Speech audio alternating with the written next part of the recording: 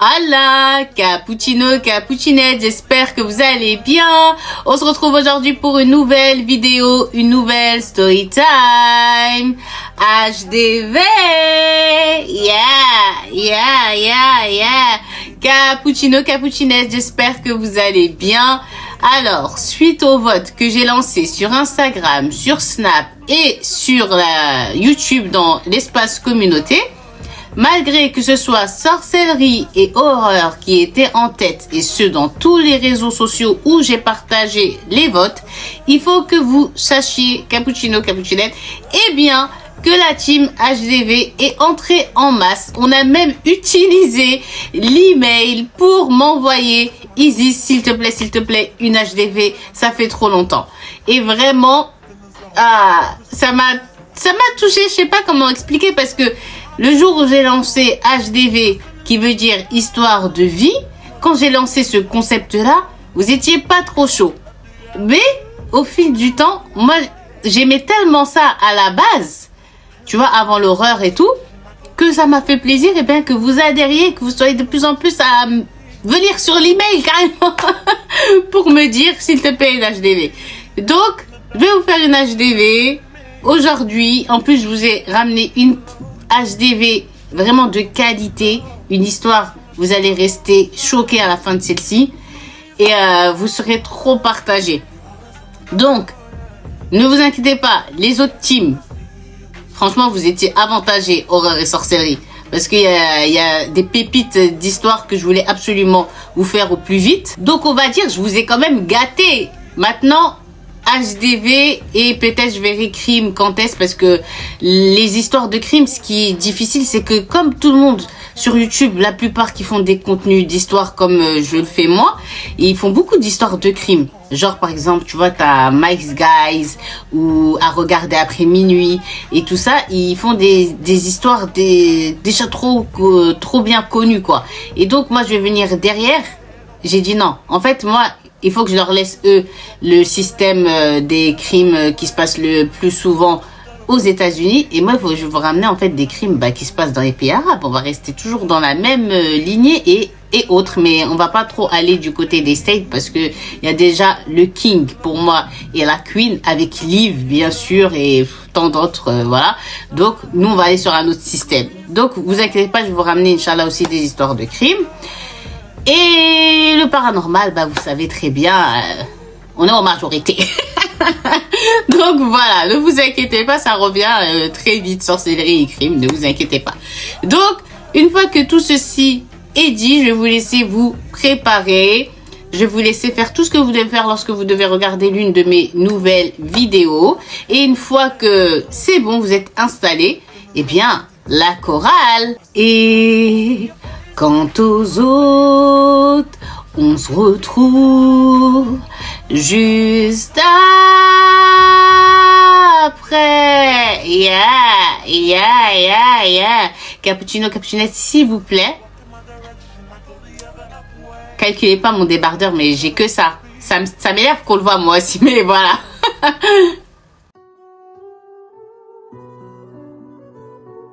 J'espère que vous êtes bien installés.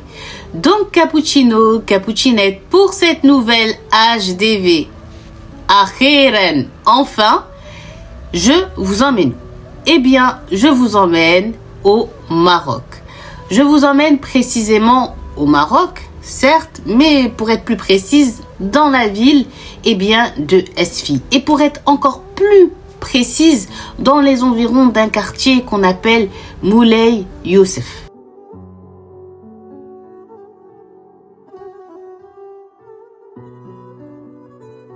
Donc, l'action, on va dire, principale de cette histoire, elle va se dérouler en 2008. Mais pour savoir pourquoi il va arriver ça en 2008, il faut qu'on remonte d'abord en 2003. Et en 2003, on a un jeune homme que tout le monde connaît pour ses grandes valeurs, son extrême gentillesse, pour son éducation, pour ses valeurs. Ce jeune homme en question, cappuccino, cappuccinette, il s'appelle Mohsin. Mohsin, il a une vingtaine d'années et il travaille pour sa mère. parce que son père, il est mort, Allah yarhamou, paix à son âme. Et son métier, il l'a pris de son papa. Donc, son papa était pêcheur et aujourd'hui, c'est lui-même qui est pêcheur. Bon, malheureusement, ils n'ont jamais eu, on va dire, les moyens d'avoir barco. Barco, c'est genre le bateau de pêcheur. Donc, il travaillait sur différents bateaux avec d'autres pêcheurs qui étaient patrons voilà, de ces bateaux-là. Et donc, comme ils avaient de l'expérience, qu'ils étaient connus, voilà, ils travaillent bien et tout ça, il avait pas de mal à se faire recruter sur les bateaux du port, quoi.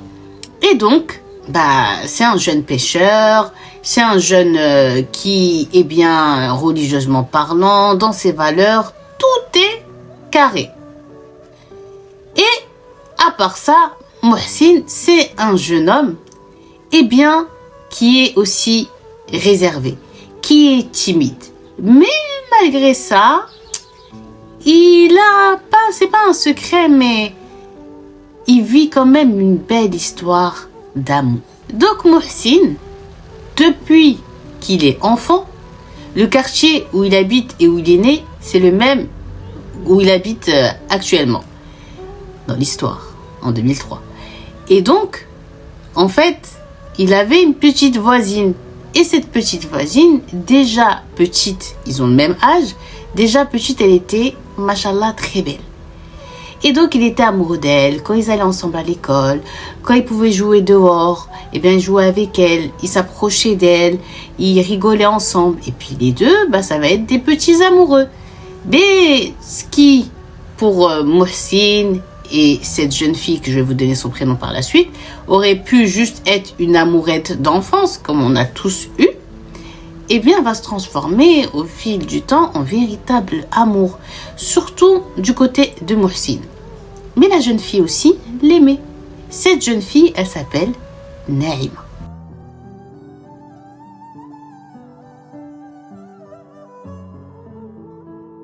Naïma, donc, elle a le même âge que Mohsin.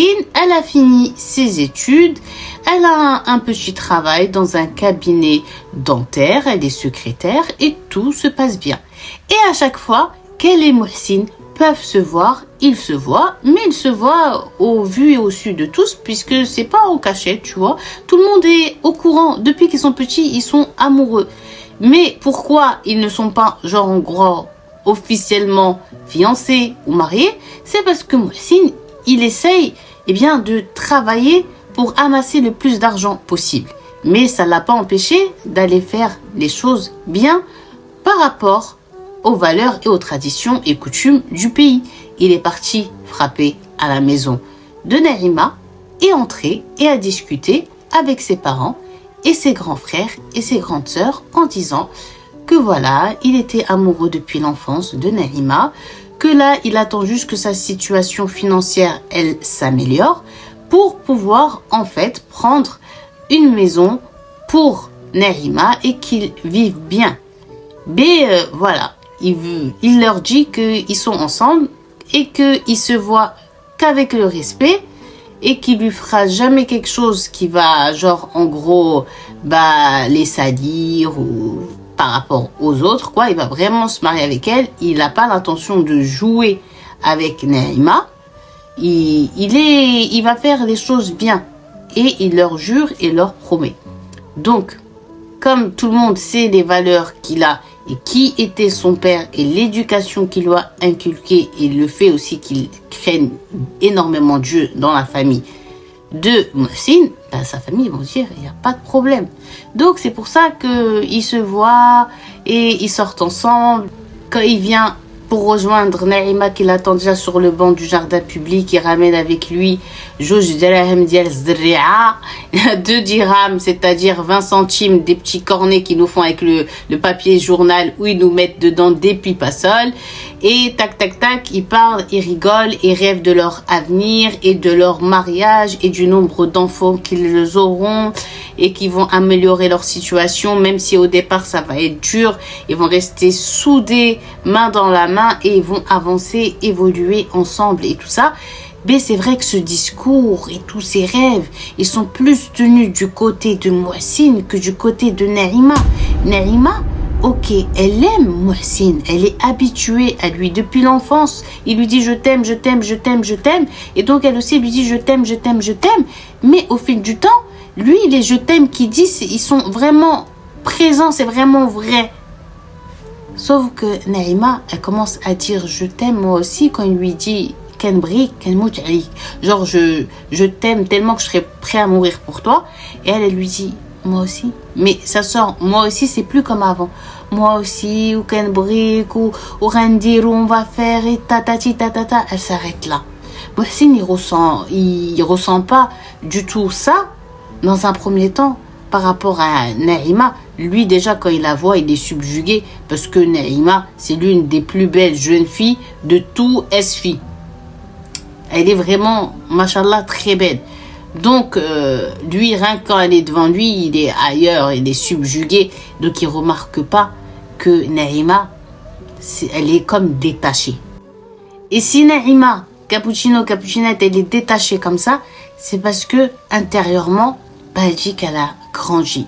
Et que ses envies peut-être de l'enfance, quand elle a pris de l'âge, c'est plus les mêmes. Les ambitions tourmouh n'est plus pareil. Elle veut plus, elle dit très crûment, être avec un simple pêcheur. Genre moi je vais être avec un pêcheur alors que je suis belle comme ça. Il va rentrer avec l'odeur du poisson tous les jours et tous les jours. Toute ma vie, ce sera ça jusqu'à ma mort. Et elle n'a pas envie. Naïma commence à rêver de quoi? Elle commence à rêver à l'Europe. Elle commence à rêver de partir, de quitter le Maroc et d'aller voir le monde, de voyager au maximum, de faire telle et telle et telle chose, d'avoir non un appartement, non une maison, mais une villa, d'avoir non un vélo, non une petite voiture insignifiante, mais allez, une Range Rover, dernier modèle. Moi, elle veut ça. Elle veut pas être avec Mohsin, parce qu'elle sait que Mohsin, elle se dit, ah, il va jamais évoluer, parce que il aime sa vie. Tu sais, quand tu es pêcheur, tout ce qui est la pêche, la cuisine, les métiers comme ça, mais pêcheur, agriculteur et tout, c'est vraiment des métiers passion. C'est pas n'importe qui peut faire ce travail-là. Parce que déjà, il faut que tu sois passionné de la mer, des fonds marins, des choses comme ça. Donc lui, c'est vraiment passion. Quand il va à la pêche, il dit pas je vais au travail, il dit je vais dans mon bien-être, quoi, tu vois. Mais quand même, elle n'arrive pas à lui dire qu'elle veut arrêter là. Donc, Miskin Mohsin, comment il va savoir qu'elle l'aime plus si elle lui parle pas, si elle lui dit pas? Elle a pas envie de lui faire malgré tout, on va dire, un peu mal au cœur. Parce que, vous allez comprendre. Je sais pas comment vous donner cette information, sauf que vous allez vous énerver. C'est simple, je vais le dire direct. Si Naïma, elle patiente comme ça avec Mohsin, c'est tout simplement parce que Mohsin, dès qu'il met un peu de flous, dès qu'il amasse un peu de sous, il va en donner une partie à sa mère, mais la plus grosse, il la donne à Naïma en lui disant va t'acheter des vêtements, achète-toi des maquillages que tu veux, achète-toi tout ce que tu veux, fais tout ce que tu veux avec. Et donc, bah, c'est un peu sa banque Chabi, quoi. C'est un peu sa banque à Naïma, c'est même beaucoup sa banque, et elle prend. Si elle était honnête depuis le départ et qu'elle sait à la base qu'elle n'a pas envie de finir avec lui, elle lui dit écoute Ness, écoute, tu sais, on va s'arrêter là, et voilà, elle prend rien de lui et elle prend ses responsabilités et elle s'écarte, et puis voilà. Mais non, elle a profité. Et lui, il se tue à la tâche. Il passe plus de temps en mer que sur terre pour les beaux yeux de Naïma. Quand même, il en met une partie parce qu'il est en train de mettre de côté pour le mariage, pour lui acheter ou lui louer un appartement et tout ça. Il commence à calculer comme ça parce que lui, dans sa démarche avec elle et dans ses intentions avec elle, il est honnête, transparent et il est fou amoureux. Donc un jour, Naïma, elle est en ville, elle rentre du travail et elle va tomber sur un petit groupe de touristes britanniques.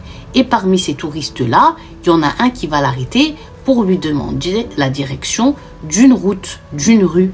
Donc, elle va lui expliquer, elle a quelques notions d'anglais, mais c'est pas ça. Avec toute la volonté du monde, il essaye de la comprendre et puis les deux vont éclater de rire et Naïma va dire « Ma quête féminine, je suis en marocain, genre, il me comprend pas. Bon, come with me, je vous emmène, je vais vous montrer. » Et donc, ils ont fait le chemin ensemble comme ça et ils parlent et ils commencent un peu petit à petit quand même à se comprendre. Mais Naïma, ce qu'elle va comprendre sans besoin d'ouvrir la bouche, sans parler, c'est que le mec est subjugué par sa beauté.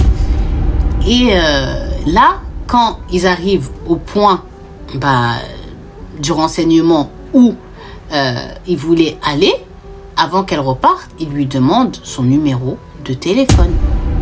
Alors Naïma rigole, mais elle dit on va se comprendre comment. Il lui a dit t'inquiète pas, on va se comprendre. Donc ils échangent leur numéro de téléphone et à partir de là, comme le touriste britannique venait tout juste d'arriver au Maroc, il était là pour un petit moment, eh bien ils vont se voir.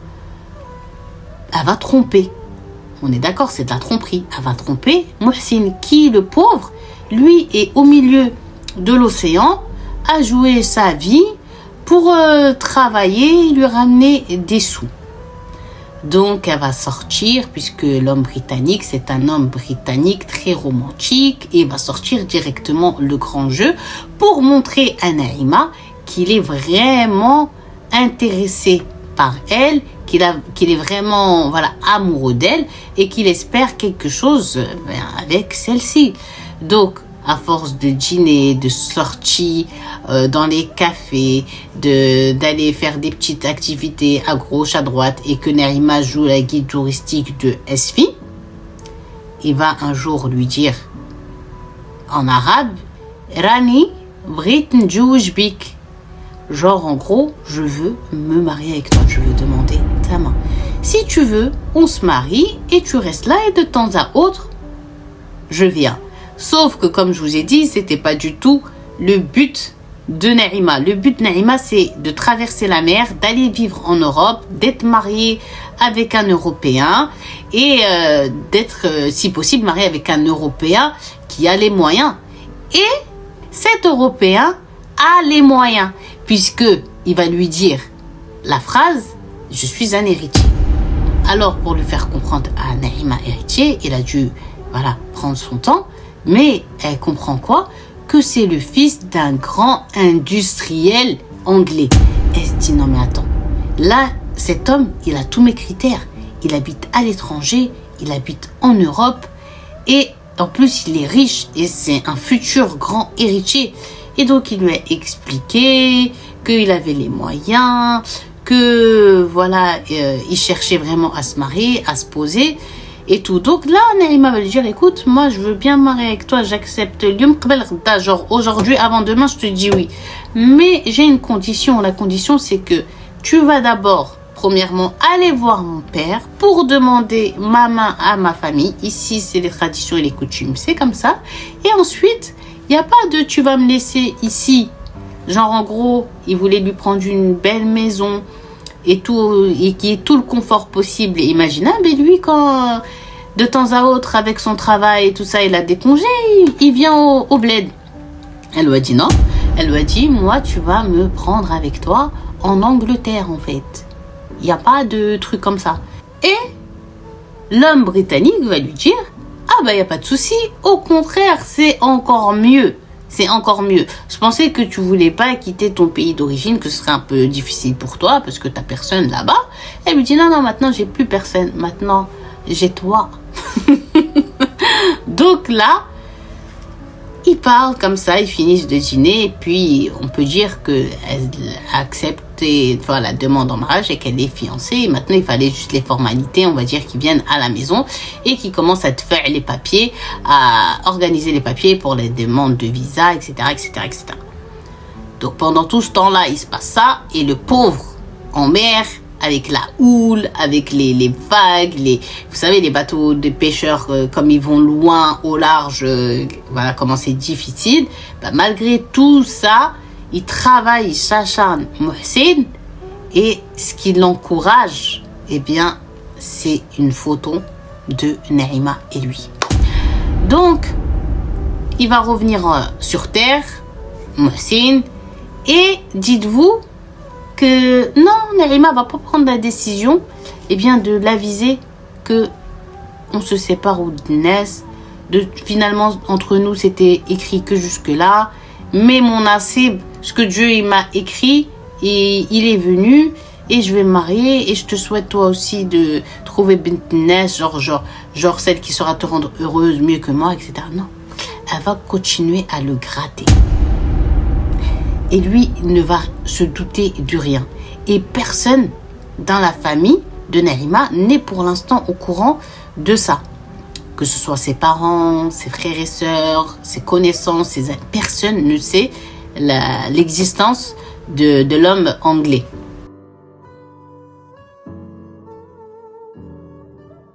Bon, là, The Englishman, il doit retourner en Angleterre sous peu.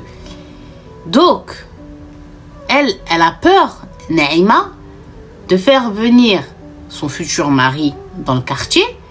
Parce que dans un quartier populaire, quand tu vois un homme étranger, beau, qui va venir avec un bouquet de fleurs, un costume, tu vas comprendre quand il va rentrer dans cette maison, ok, il est venu demander un tel. Et ça va faire la publicité, tu vois. Et tout le monde va être au courant. Et dans le lot du monde là, il va avoir la mère de Mohsin et Mohsin. Donc, elle va lui dire de patienter encore un peu. Pourquoi? Parce qu'elle savait que Mohsin lui avait dit qu'il allait repartir en mer pour plusieurs semaines. Donc, elle attend que le secteur y soit vide pour faire venir discrètement son futur mari. Et c'est ce qu'elle va faire. Tout ce temps-là, elle sortait avec Mohsin. Ils allaient manger des pupassoles, des petites glaces, les sandwichs au thon dial matécha ou le hror. Au Maroc, il n'y a pas meilleur. Ok? Et c'était... Voilà, l'amour charmant, tu vois. L'amour charmant est toujours Mohsin qui débite sur ce qu'ils vont devenir, comment ils vont évoluer ensemble et tout ça. Elle lui disait, Inch'Allah, Inch'Allah. Alors qu'elle savait qu'elle était en train de lui mettre littéralement un couteau dans le dos. Donc, arrive le jour de son départ, toujours avant de partir, il passe lui dire au revoir. Il lui dit, fais-moi une doua que cette sortie en mer se passe bien et que je sois de retour au plus vite. Elle l'a fait comme si de rien n'était et il est parti, il est monté sur le bateau et voilà. Dès que le bateau, dès qu'il a quitté le port, voilà Naïma qui envoie un message à son amoureux anglais et qui lui dit It's now, it's time, comme Maria Carey là. Bientôt qu'il va décongeler avec sa musique de Christmas là. Pareil. Alors, le voilà venu et il n'a pas fait les choses en petit. Il est venu avec un beau bouquet de fleurs, des cadeaux pour chaque membre de la famille. Il est venu, tu vois, les mains chargées. Et quand il est rentré, ils étaient choqués parce qu'elle leur avait pas dit que c'était un étranger. Elle voulait les choquer, tu vois, laisser la surprise et s'installer. Et il a ramené un guide qui est devenu comme un ami à lui, le monsieur anglais. Qui était marocain pour faire la traduction qu'aujourd'hui voilà Flen un tel est venu pour demander la main, on va dire il s'appelle Edouard, aujourd'hui est venu pour demander la main de Naïma tatati tatatata. Alors les parents ils ont demandé à Naïma mais tu le connais et tout. Naïma elle avait honte au début, après elle a dit oui je le connais, ou il a parlé avec moi, ou il est sérieux, ou et à part tout ça il a les genre il a tout ce dont je rêve et tout, et s'il vous plaît acceptez quoi. Les parents ils vous disent mais toi t'as envie de quitter le Maroc, tu nous as jamais dit ça, tu nous as jamais parlé de ça, tu nous as Zahma pris de court. Qu'est-ce qui se passe? Qu'est-ce qui se passe? Qu'est-ce qui se passe? Et après, Naïma va leur dire, non, mais écoutez, c'est le mektoub et tout ça, et mon cœur, il l'a choisi. Et le père et la mère, ils vont dire en même temps, oh, Mohsin, et Mohsin, le pauvre, qui est venu, qui a fait les choses bien, qui est en train de se tuer à la tâche pour te faire plaisir, pour te donner un certain confort et tout ça et tout. Elle a dit, écoute, c'est comme ça, c'est comme ça, c'est comme ça. Elle est restée. Et donc, ses parents, ils ont dit, bah, de toute façon, au final, c'est ta vie. T'es grande, tu choisis si t'as envie de te marier avec lui. On va pas, Zahma, t'empêcher. Donc là, bah, ils vont accepter le mariage. Ils vont faire un petit mariage vraiment de manière très discrète. Naïma va dire, vous faites même pas du you-you pour que les voisins et tout ça, personne se doute de rien. Ça reste vraiment secret, intime entre eux. Et voilà l'homme anglais qui repart en Angleterre et qui va de son côté commencer tout l'administratif pour que Naïma puisse venir en Angleterre. Et elle de là-bas aussi, elle va commencer à courir à gauche, à droite pour les papiers et qu'elle puisse aller rejoindre son mari. Donc là, Mohsin, le pauvre, il revient, il se doute de rien. Et croyez-le ou pas encore, Naïma ne veut toujours pas assumer le fait qu'elle l'a trompé, qu'elle l'a trahi. Et maintenant, en plus qu'elle est mariée. Et elle va tout simplement continuer encore à profiter quand Mohsin va lui tendre des sous, va vouloir la voir, va vouloir parler avec elle, va vouloir sortir. Elle va rien montrer parce que elle avait peur en fait que si elle le dise de sa réaction ou ce qui peut arriver à Mohsin, parce qu'elle sait que après son départ, quand il va se rendre compte qu'elle est partie, qu'elle est plus là, c'est fini, il va vraiment faire une dépression. Parce que je vous ai dit, depuis l'enfance, la tendre enfance, tu vois, ils sont ensemble. Les mois vont passer, vont défiler, les jours, les semaines, etc. Et elle court de son côté, Naïma pour l'oracle, pour les papiers, et son mari pareil. Et à force de, voilà, que tout est maintenant légalisé et tout, et un jour, elle va avoir la nouvelle comme quoi c'est bon, son visa, elle est acceptée et qu'elle peut aller aux côtés de Edward. Ok? Donc là, elle est super contente et elle a encore rien dit. Et personne dans le quartier, dans l'entourage vraiment proche familial, si ce n'est ses frères et sœurs et ses parents, ne sait qu'elle est mariée. Alors, dès que son mari lui envoie le billet d'avion pour venir, elle est chez elle. Elle fait ses valises, ses bagages. Mohsin, à ce moment-là, lui n'est pas là. Il est en mer. Et elle va partir discrètement, quitter le quartier et quitter le Maroc. Dans un premier temps, on va dire à jamais. Sauf que, avant de partir, Naïma, elle a commencé à avoir vite fait des petits remords. Mais vraiment vite fait. Hein. Et elle va se dire, bon, je vais lui écrire. Et elle va laisser un courrier, voilà Mohsin, j'espère que tu seras pas trop atteint parce que je t'ai fait subir. Mais vraiment, je te jure, c'était le coup du sort. On a eu un coup de foudre, ça s'est passé très très vite. Et puis de toute façon, moi j'arrivais juste pas à te le dire, mais j'avais l'ambition d'aller d'aller à l'étranger. Et voilà, je voulais telle vie, telle vie, telle vie. Je sais qu'au final, toi, malgré que tu aurais fait tous les efforts du monde pour me donner cette vie-là, tu y serais pas parvenu. Parce que regarde même ton père qui aimait tant ta mère et qui aurait voulu lui offrir même un palais. Toute sa vie, il est resté ici. Je sais que tu prends le même chemin. Je te souhaite aucun mal et tout ça, mais voilà. Et excuse-moi, j'arrivais pas à te le dire. En face, à chaque fois, je voulais te le dire, mais j'y arrivais pas. Et excuse-moi. Et voilà. Et elle a signé la lettre, elle l'a mis dans une enveloppe, elle l'a donnée à sa mère. Mais il faut savoir que ses parents, tout le temps, quand elle savait qu'elle allait voir Mohsin, quand elle était mariée maintenant, les parents, ils lui disaient, t'as dit à Mohsin que t'es mariée, que tu l'as lâché, ou bien juste, dis-lui juste que c'est fini, gars, genre en gros, même si tu veux pas lui dire que t'es mariée, tu lui dis juste, voilà, ça s'est arrêté, après, on dira que t'as eu un contrat à l'étranger, et puis voilà.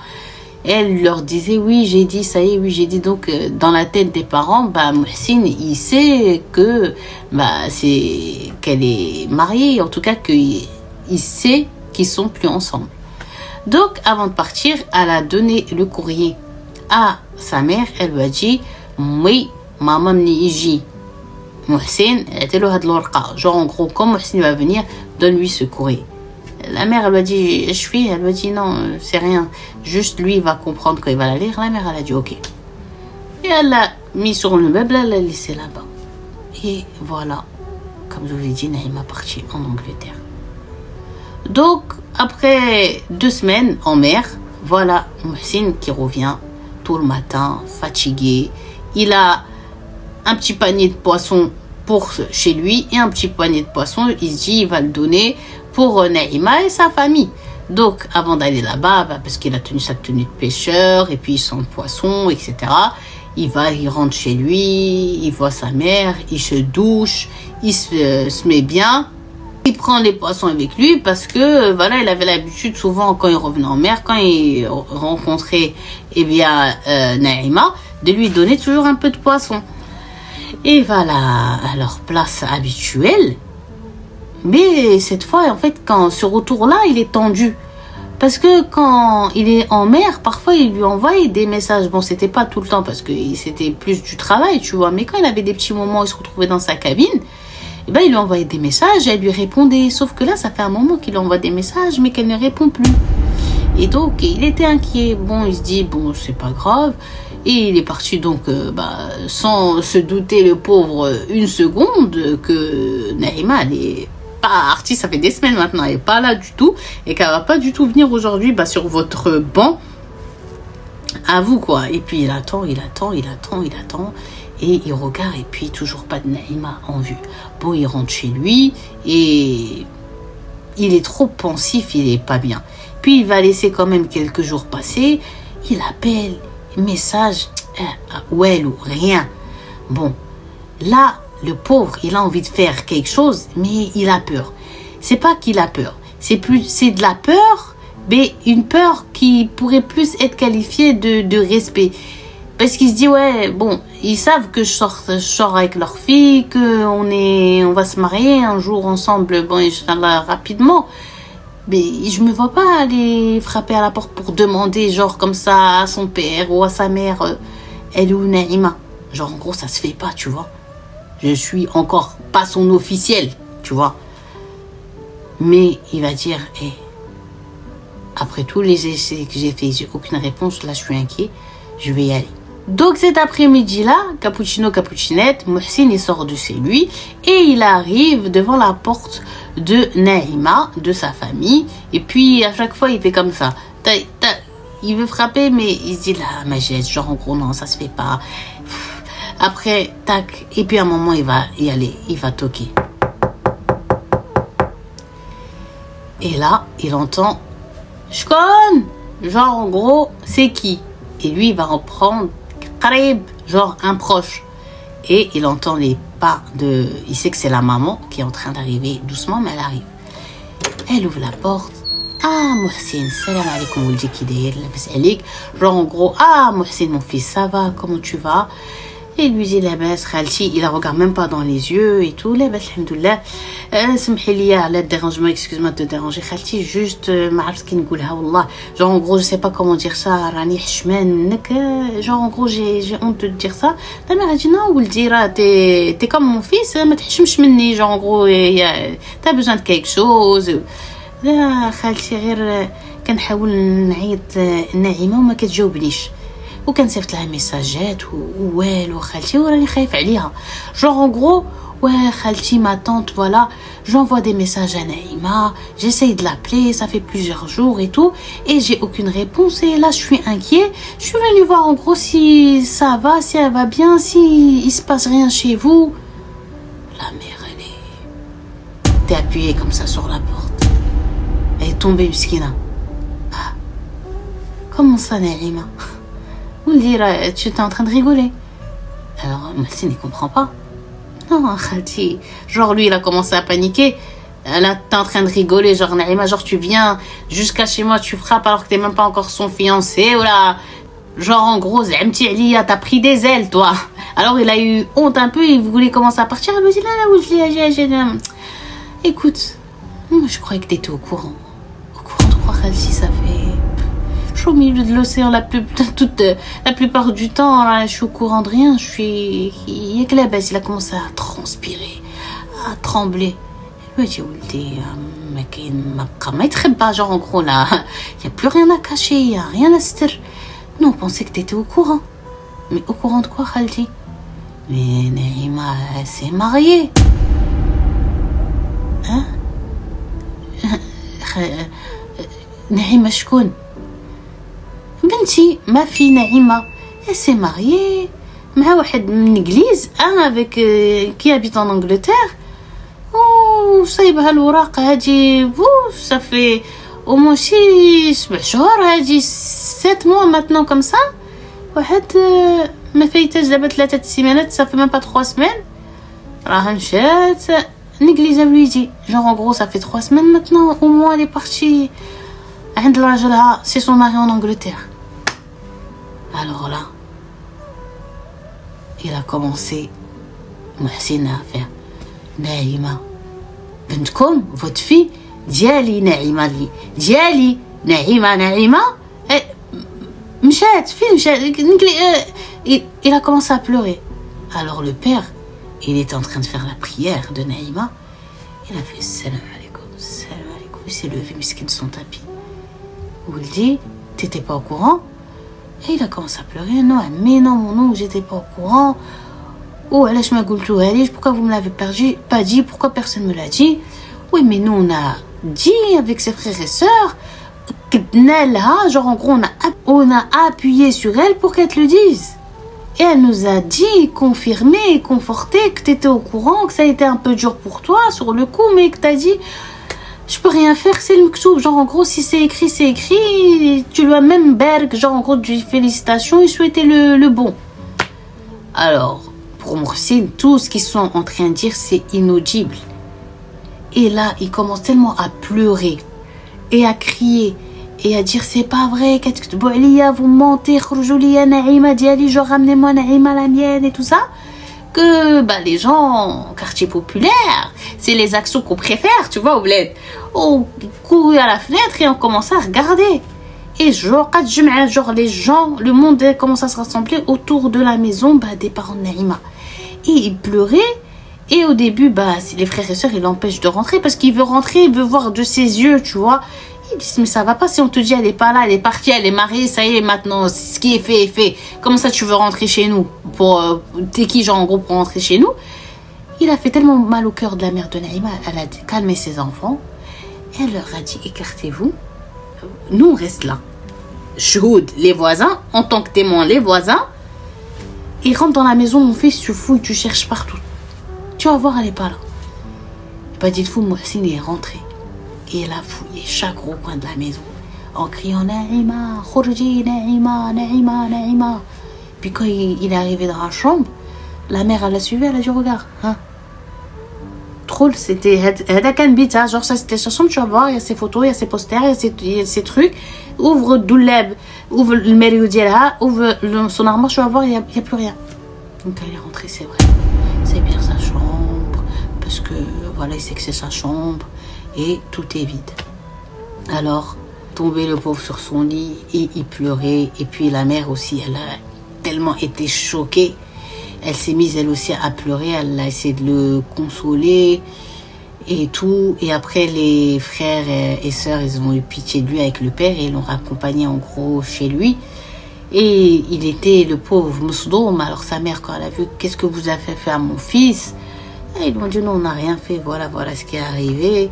La mère, elle a dit juste Hasbi Allah wa ni'mal wakil, genre en gros, c'est Dieu qui va se charger de ce que vous avez fait.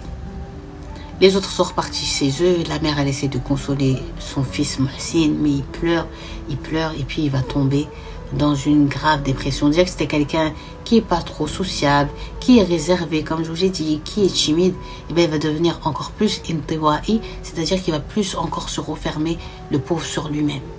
Se refermer. Il va plus au travail, il veut plus sortir, il veut plus répondre à son téléphone. Sa mère, la pauvre, elle fait à manger, elle vient avec le plateau derrière la porte de la chambre. ولدي عافاك غير حل الباب ولدي عافاك خليني نوكلك genre en gros mon fils s'il te plaît ouvre la porte s'il te plaît laisse-moi je veux te faire manger même si tu prends juste 2 petites bouchées là tu vas te rendre malade tu vas mourir et moi j'ai que toi et ci et ça le pauvre il veut pas et là un jour au bout de plusieurs jours d'enfermement dans sa chambre il va sortir sa mère quand elle va le voir elle va être trop contente elle va pleurer elle dit tu me fais ça pourquoi mon fils tu me fais ça la mère elle a fait même intervenir les voisins ils venaient toquer Mohsin ouvre la porte et tout mais comme il voulait pas quand elle l'a vu pour elle c'est comme si elle avait la pauvre ressuscité et il lui dit ah moi j'ai pris une décision maman j'ai pris une décision je vais travailler et voilà je veux plus du tout entendre ni d'amour ni de mariage ni rien du tout je veux rien. Donc, à partir de ce moment-là, il va se passer quoi, Cappuccino, Cappuccinette? Il va se passer qu'il a pris la décision, eh bien, d'aller à son travail à la pêche, mais d'aller voir les patrons qui font sortir leur bateau en mer, mais sur plusieurs jours, même si il faut que ce soit un mois. Bref, en tout cas, il veut que les grands voyages comme ça là. Donc, c'est le pauvre, c'est ce qu'il va commencer à faire parce que quand il est sur terre, il fait que de penser, eh bien, à Naïma. Surtout qu'ils habitent dans la même rue, le même hi, le même quartier, que quand il se met à sa fenêtre, bah, il tombe sur la fenêtre de sa chambre et tout ça. C'est vraiment trop, quoi.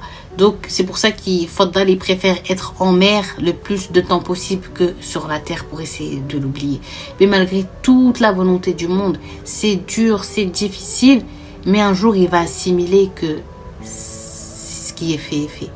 Elle est partie. Elle était destinée à quelqu'un d'autre. C'est le mektoub. Allah yan'al shaitan. Genre en gros, il dit que le shaitan, Inch'Allah, il sort de ses pensées et de sa tête. C'est Dieu qui a voulu ainsi pour elle. Je lui souhaite le meilleur.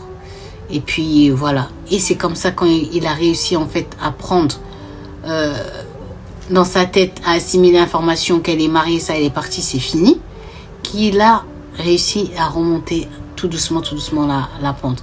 Et le jour où il va décider vraiment, avant d'arriver sur terre, parce qu'ils étaient en train de rentrer, d'oublier, on va dire, de manière définitive Naïma, c'est en prenant la photo qu'il avait sous sa couchette là de lit, il l'a tiré, il est monté avec sur le pont du bateau, il l'a craqué, plutôt il l'a déchiré et il l'a jeté par-dessus bord, quoi.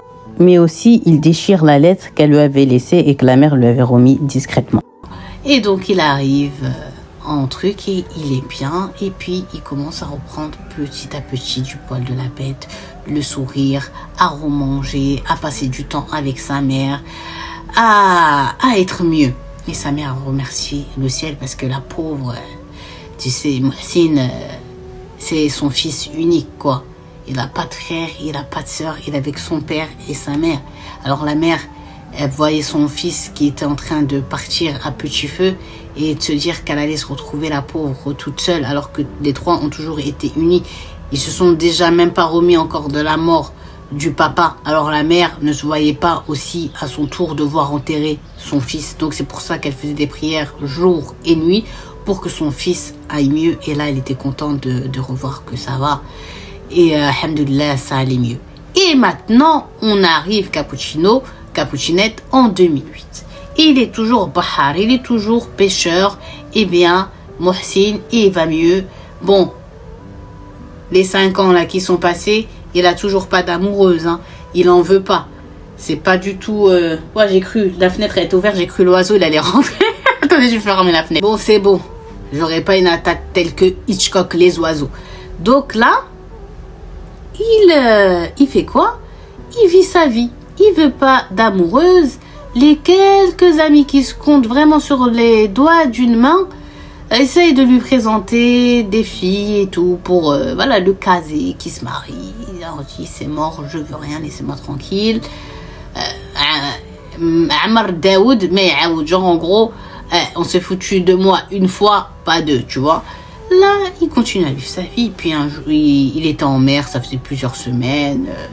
Et il revient sur terre, on est en 2008.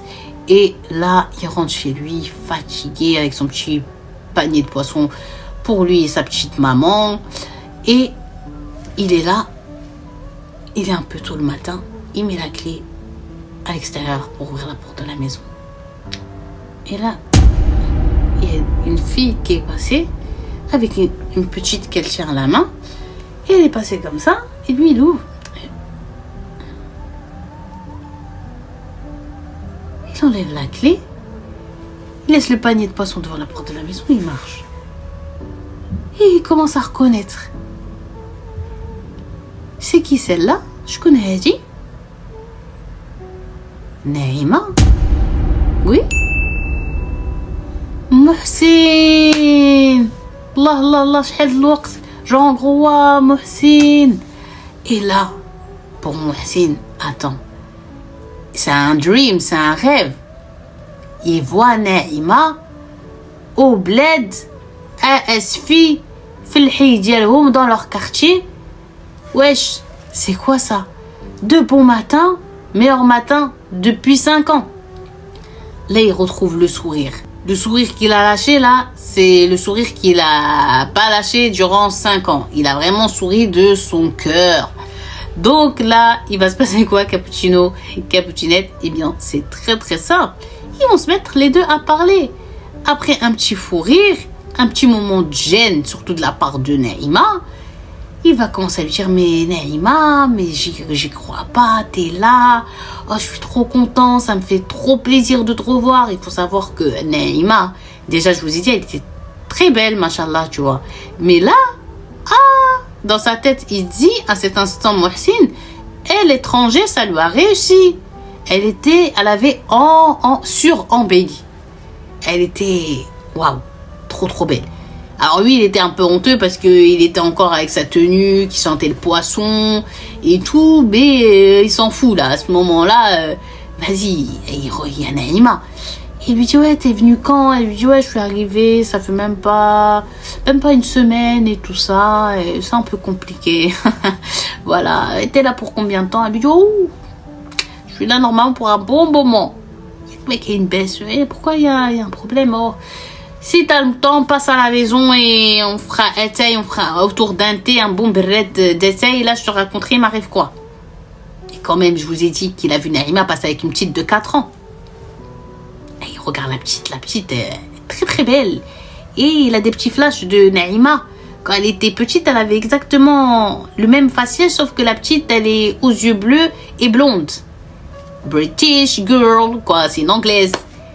Et la petite, il la regarde, elle lui fait un sourire, elle lui dit hi, avec le petit accent anglais.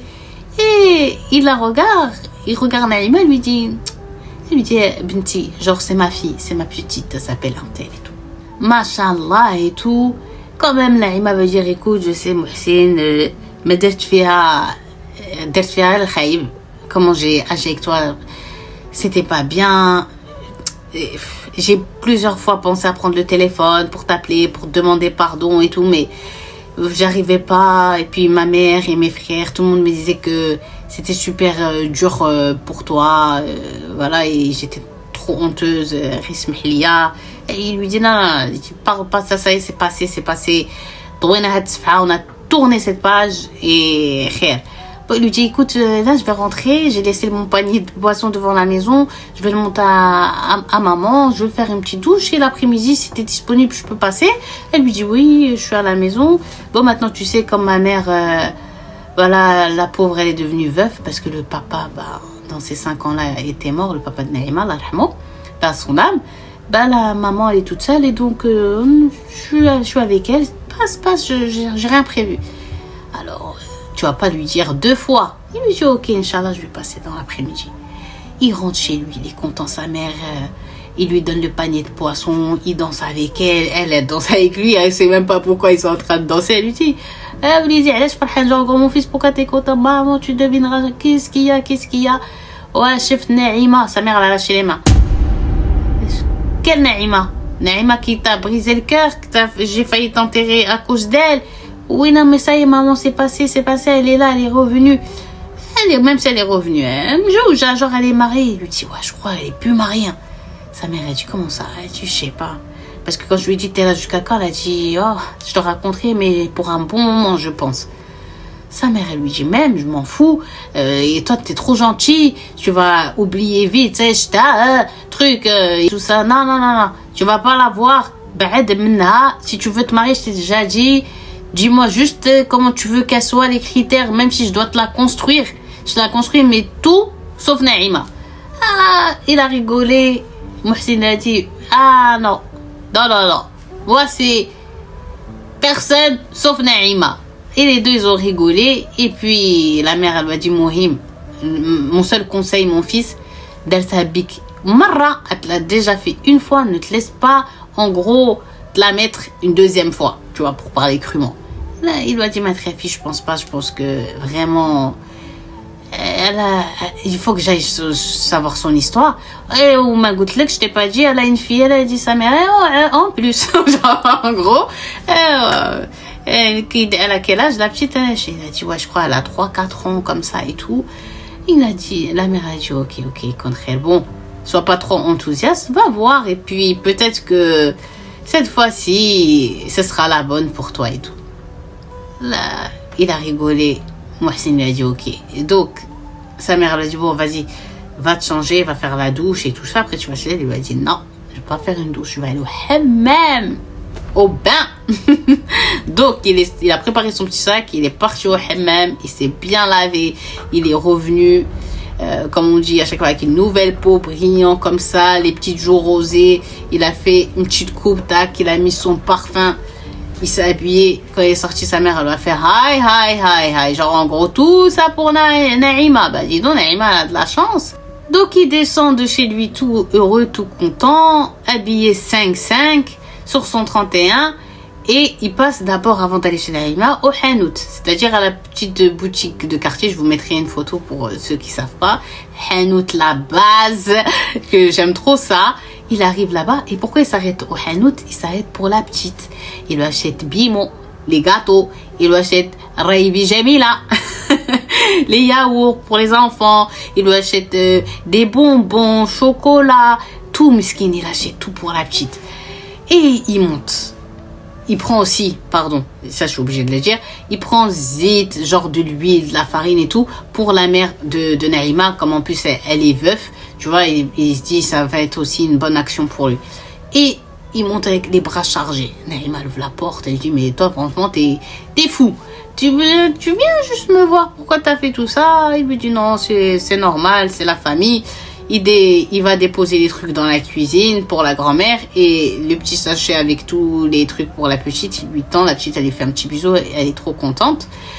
Et là il s'installe, la mère de Naïma se lève dans la cuisine, elle va préparer brûler de détail, le plateau avec le thé, elle ramène avec les petits gâteaux et il s'installe et il parle, il rigole et puis là il lui dit, alors, comment ça se passe, l'étranger? Est-ce que c'est comme t'as voulu?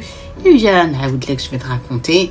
Et il lui dit, voilà, je me suis mariée. Bon, tu sais comment je me suis mariée. Quand je suis arrivée, tout se passait bien. Et mon mari, bah, c'est une grande famille. C'est pas n'importe qui, voilà, c'est des grands industriels. Son père est extrêmement riche, je te raconte pas. J'ai excellemment bien vécu, j'ai énormément voyagé, j'ai beaucoup claqué voilà, d'argent et c'était trop bien, je manquais de rien, voilà, et après je suis tombée enceinte, on était contents et tout se passait bien, mais après mon accouchement, bah, il a commencé à avoir entre mon mari et moi des tensions, puis après pardon, j'ai appris qu'il m'a trompée, donc dans sa tête Mohsin a rigolé, hein, trompée. C'est ma petite vengeance, c'est Dieu qui s'est occupé de toi là. Mais il m'a pas dit ça, il m'a dit oh, ok. Et genre encore on continue. Et après elle a dit il faut savoir aussi avec mon mari, j'ai vécu en Angleterre et puis j'ai vécu en Suisse et chaque année en fait le temps qu'elle est restée mariée, elle est jamais restée stable dans le même pays et tout parce que avec leur travail tellement qu'ils sont riches et tous les trucs qu'ils ont, bah son fils, enfin son mari, il gère aussi avec son père, c'est un espèce de bras droit quoi. Et elle lui dit bah j'ai pas supporté. J'ai pas supporté la trahison et tout parce que j'ai toujours été bien avec lui. Et donc j'ai demandé divorce, mais c'est là que c'est devenu compliqué. Parce que mon mari, il a dit que si je demandais quelque chose, genre une pension, pas une pension alimentaire pour la petite, mais genre si je demandais des dommages, des trucs comme ça, à avoir moi des sous, parce que si elle demande, comme il est très riche, il va cracher quoi. Et il lui a dit, en contrepartie, moi je demanderai la petite. Et pour Naïma, c'était impossible qu'elle laisse sa fille en Angleterre et qu'elle rentre au Maroc avec l'argent. Parce que elle a dit à Mohsin, ça reste éphémère, tu vois, mais ma fille, c'est ma fille, je l'ai portée, je l'ai élevée, voilà, je peux pas. Donc, j'ai essayé de trouver des alternatives, mais il n'y avait rien, parce qu'en gros, si elle aurait demandé le divorce et que le mari aurait demandé la garde, sur les dossiers, ça se vaut pas, quoi. La fille, elle vivra mieux chez son père, de par ses finances, de par tout ce qu'il peut lui offrir, qu'avec sa mère, quoi. Et donc, elle savait que c'était perdu d'avance, elle a dit. Donc, ce qu'elle a dit à son mari, ok, je vais rien demander, mais tu me laisses partir avec la petite. Tu m'empêches pas, genre, en gros, de me faire vous savez, les sorties de territoire, là, tu m'empêches pas. Et voilà, et tu pourras venir au pays la voir quand tu veux. Et par contre, je te demande, tu lui ouvres un compte et tu lui mets de l'argent. Comme ça, quand elle va devenir majeure, elle va trouver des sous. Le père, il a dit, ma fille, quand elle veut, elle vient chez moi, moi je viendrai chez elle. Et même pour ses études, je trouve que le système anglais, c'est mieux que le système que vous avez au Maroc. Ici, je vais la mettre dans les meilleures écoles et tout ça. Il a dit, là, Naïma a dit, pour l'instant, on n'est pas encore à ce stade-là.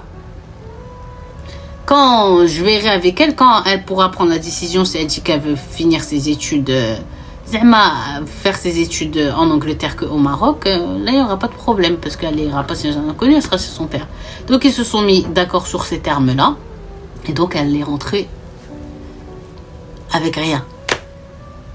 Là, Mohsin, il écoute son histoire, il était choqué et tout ça. Il a commencé à refaire des recherches pour aller travailler. Parce que maintenant, elle était plus, en gros, entretenue, quoi. Et puis l'argent qui allait, son mari ne veut rien lui verser à elle, et ce qui doit revenir à la petite, ça va être sur son compte, et le peu qu'il va lui envoyer, c'est vraiment que pour les besoins de la petite. Il va se passer que quand elle va parler de faire recherche de travail et tout, Mohsin lui va dire, viens, on va parler dehors, devant la maison, je vais te dire un truc. Donc elle va descendre, elle et lui dit, écoute, toi t'occupes même pas de vouloir travailler et tout, moi je vais t'assumer, toi et ta fille. Comment tu vas m'assumer, moi et ma fille? Déjà, si je travaille pas, il faut que je travaille. Parce qu'en vérité, tu as vu la maison de mes parents, elle est petite, elle est vieillotte. Et puis ma mère, voilà, elle a plus trop la santé pour assumer ma fille. Il faut que je travaille pour pouvoir payer la crèche où je vais la mettre. Après, Inch'Allah, elle ira à l'école, tu vois, ça ira mieux de ce côté-là. Mais ma mère, elle a que la toute petite retraite que mon père, il a. Et ça, déjà, elle a du mal à se sortir avec ça. Donc, je suis obligée. Il lui a dit, non, t'es obligée de rien. Je t'ai dit, je vais t'assumer avec ta fille. Parce qu'il faut que tu saches que avant que tu me fasses le coup que tu m'as fait, je mettais déjà de côté. Et puis, j'ai continué à mettre de côté jusqu'à aujourd'hui. Et je me retrouve quand même avec un bon petit pécule. Et je vais gérer. Donc, Naïma, elle va se laisser convaincre facilement. Donc là, Cappuccinette, il va lui dire, t'occupe. Qu'est-ce qu'il va faire, Mohsin, selon vous? C'est simple, il va se rendre dans une agence immobilière et il va demander à commencer à visiter des biens. Et il va visiter, non pour de la location, mais bien pour de l'achat. Et il va acheter un petit appartement avec une partie des économies qu'il avait. Il appelle Naïma, une fois qu'il a tout signé et qu'il a les papiers et qu'il a le trousseau entre ses mains. Il lui dit, on se rencontre à notre place, le fameux banc. Elle vient. Qu'est-ce que tu voulais me dire? Il sort de sa poche de pantalon le trousseau, il lui tend, il lui dit, tiens, ces petites clés, c'est pour toi et ta fille. Il lui dit, ces clés, c'est pour toi et pour ta fille. Et voilà. Je veux que tu restes à éduquer ta petite et moi je vais commencer à organiser les formalités pour qu'on se marie, Inch'Allah, au plus vite. Mais d'ici là, tu prends ta petite et tu peux aller passer la journée avec elle là-bas, aller dormir là-bas. Les courses et tout, genre en gros, ne t'en préoccupe pas. Tu m'envoies un message, tu me dis j'ai besoin de ça, ça, ça, ça, ça, ça, ça. Inch'Allah, je te ramène tout entre les mains. Voilà. Alors, Naïma, elle est super choquée de comment il est gentil envers elle. Elle émet même des doutes. Elle se demande est-ce que c'est pas pour se venger. Mais nullement. Il fait vraiment ça, Mohsin, de bon cœur. Parce qu'il est encore fou amoureux d'elle. Même s'il avait mis son cœur sur mute, sur anti-hub, anti-amour, bah, dès qu'il l'a vu, en fait, le jour où il l'a rencontré avec sa petite, le matin où il rentrait de la pêche, eh bien, tous les sentiments ils sont revenus. Et toute la haine et l'aversion qu'il pouvait avoir envers elle bah, depuis ces années, cette trahison qu'elle lui avait fait, ce grand coup de poignard, bah, il a tout effacé, tout oublié.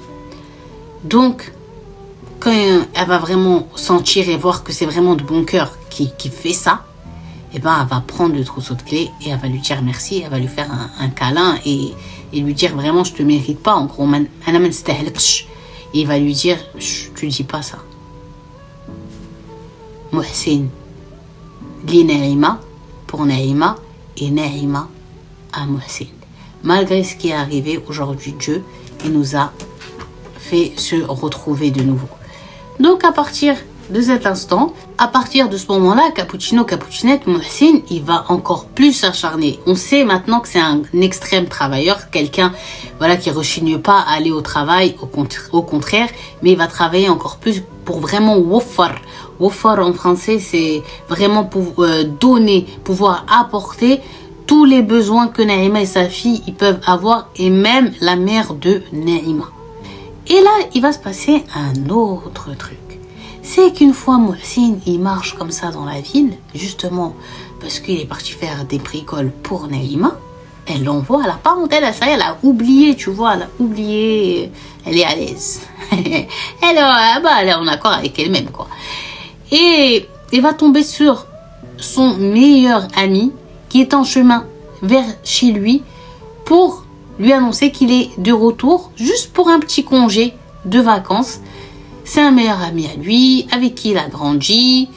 Et voilà, le voir, c'était important. Alors quand Mohsin il l'a vu, il était choqué. Et ce meilleur ami en question de Mohsin, c'est un jeune homme qui est né au Maroc, qui a grandi là-bas, mais qui a eu l'opportunité d'aller s'établir en Italie.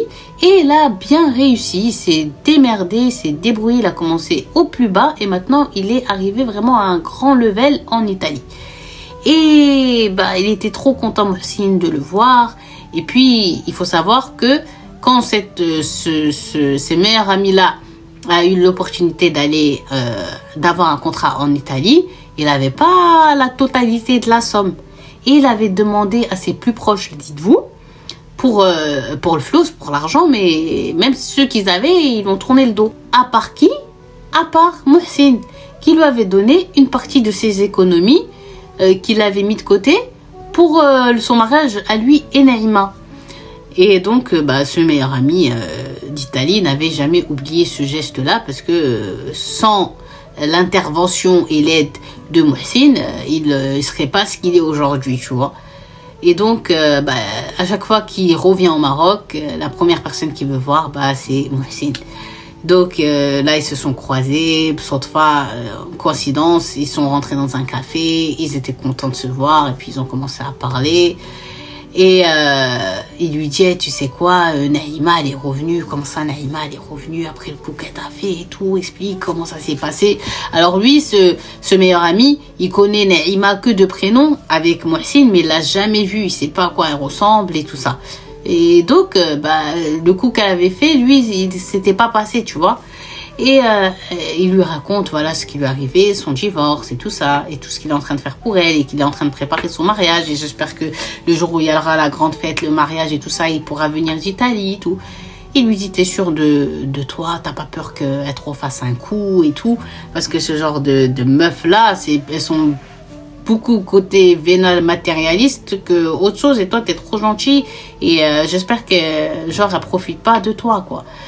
Il a dit non, elle profite pas de moi. Elle m'a dit qu'elle m'aimait, qu'elle était désolée, que si elle pouvait remonter le temps, elle m'aurait jamais fait le coup qu'elle a fait, que voilà, c'est parce qu'elle était jeune, elle avait beaucoup de rêves et tout, et maintenant ça y est, elle a plus envie d'avoir plus parce qu'elle a beaucoup voyagé, elle a vécu dans des endroits comme ci, comme ça, elle a joué la belle plus flow, c'est tout, genre en gros, elle a joué avec l'argent et maintenant ça y est, elle est repue et elle veut revenir à une vie normale. Son pote, il est pas trop convaincu, il lui dit comme la mère, bah quand même fais attention et tout, mais franchement si tu dis qu'elle a changé et qu'elle a vraiment changé dans le sens où tu es en train de la décrire, bah vraiment, ça elle dit comme genre que Dieu être votre union. Il lui dit bon, viens, on va aller voir un tel et un tel. Pas moi, c'est l'ami d'Italie. Il lui dit viens, on va aller voir un tel et un tel. Ah, il lui dit moi, c'est moi. Quand je les croise dehors, je leur dis juste bonjour et tout, mais parce que j'entends, je sais ce qu'ils font et c'est pas mes délires. Et il lui dit, moi, ça le fou, moi, c'est pour ça que je t'ai invité et tout ça. Je sais que c'est pas tes délires, mais tu peux faire un effort pour moi. Alors, c'est quoi qui n'est pas le délire? Cappuccino, cappuccinette de Mohsin, c'est simple. Les deux amis en question, là, il y en a un des deux, il a acheté un appartement que pour ramener des meufs et boire à l'intérieur de celui-ci et prendre des substances illicites. Voilà. Et plusieurs fois, ils ont essayé d'attirer Mohsin dans leur filet.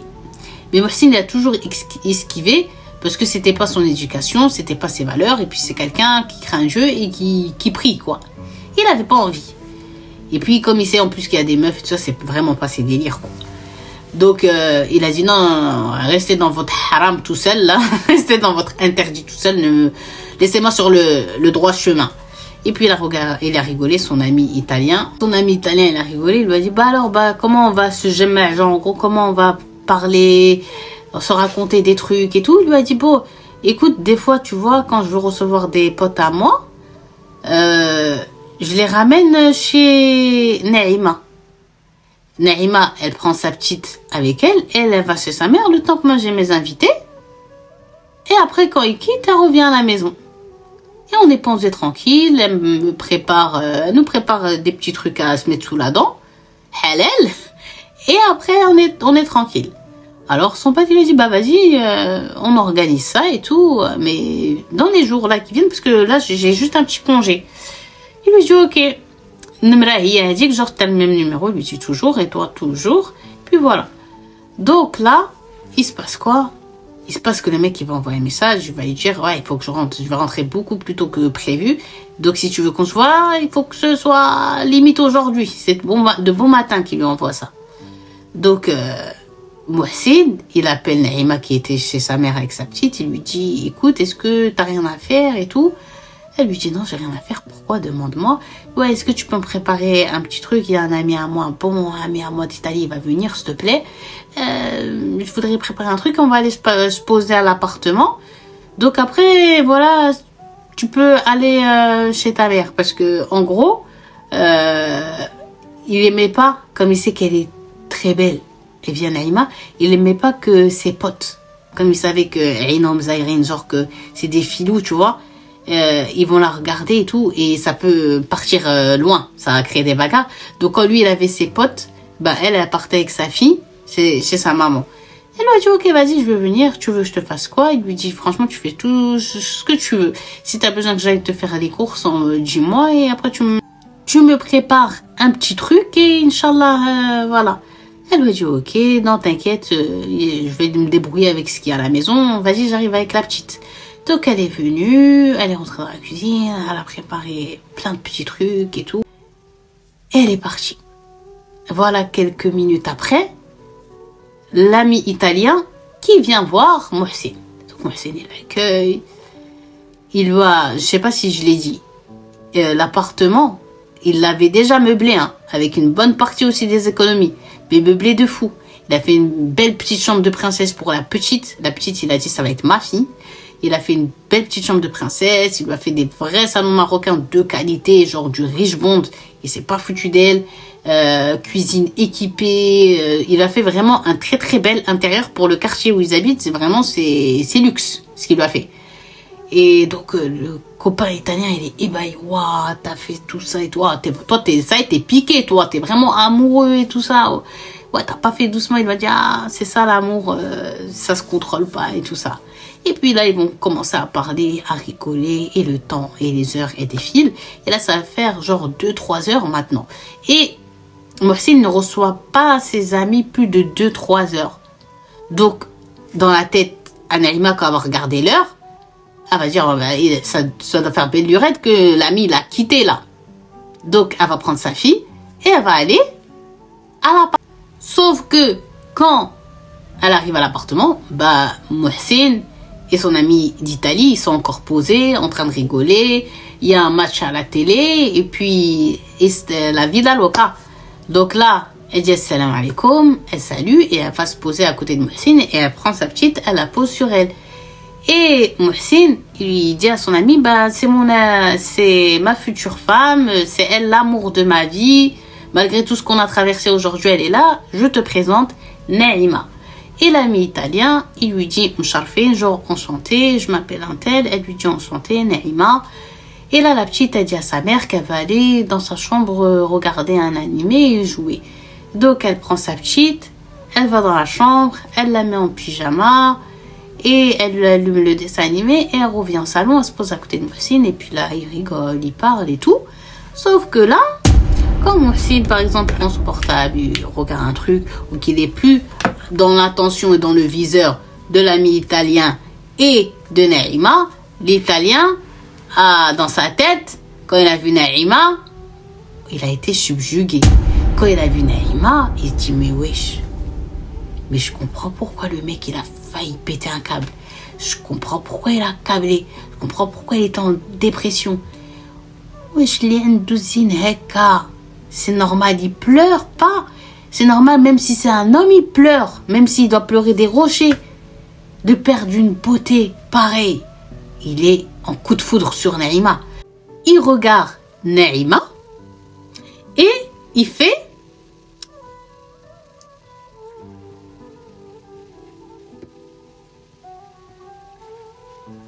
Naïma, au début, tu vois, elle regarde comme ça. Et après, il commence à lui faire des trucs. Genre en gros, waouh. T'es waouh. Louina, genre, t'es trop belle. Et elle commence à...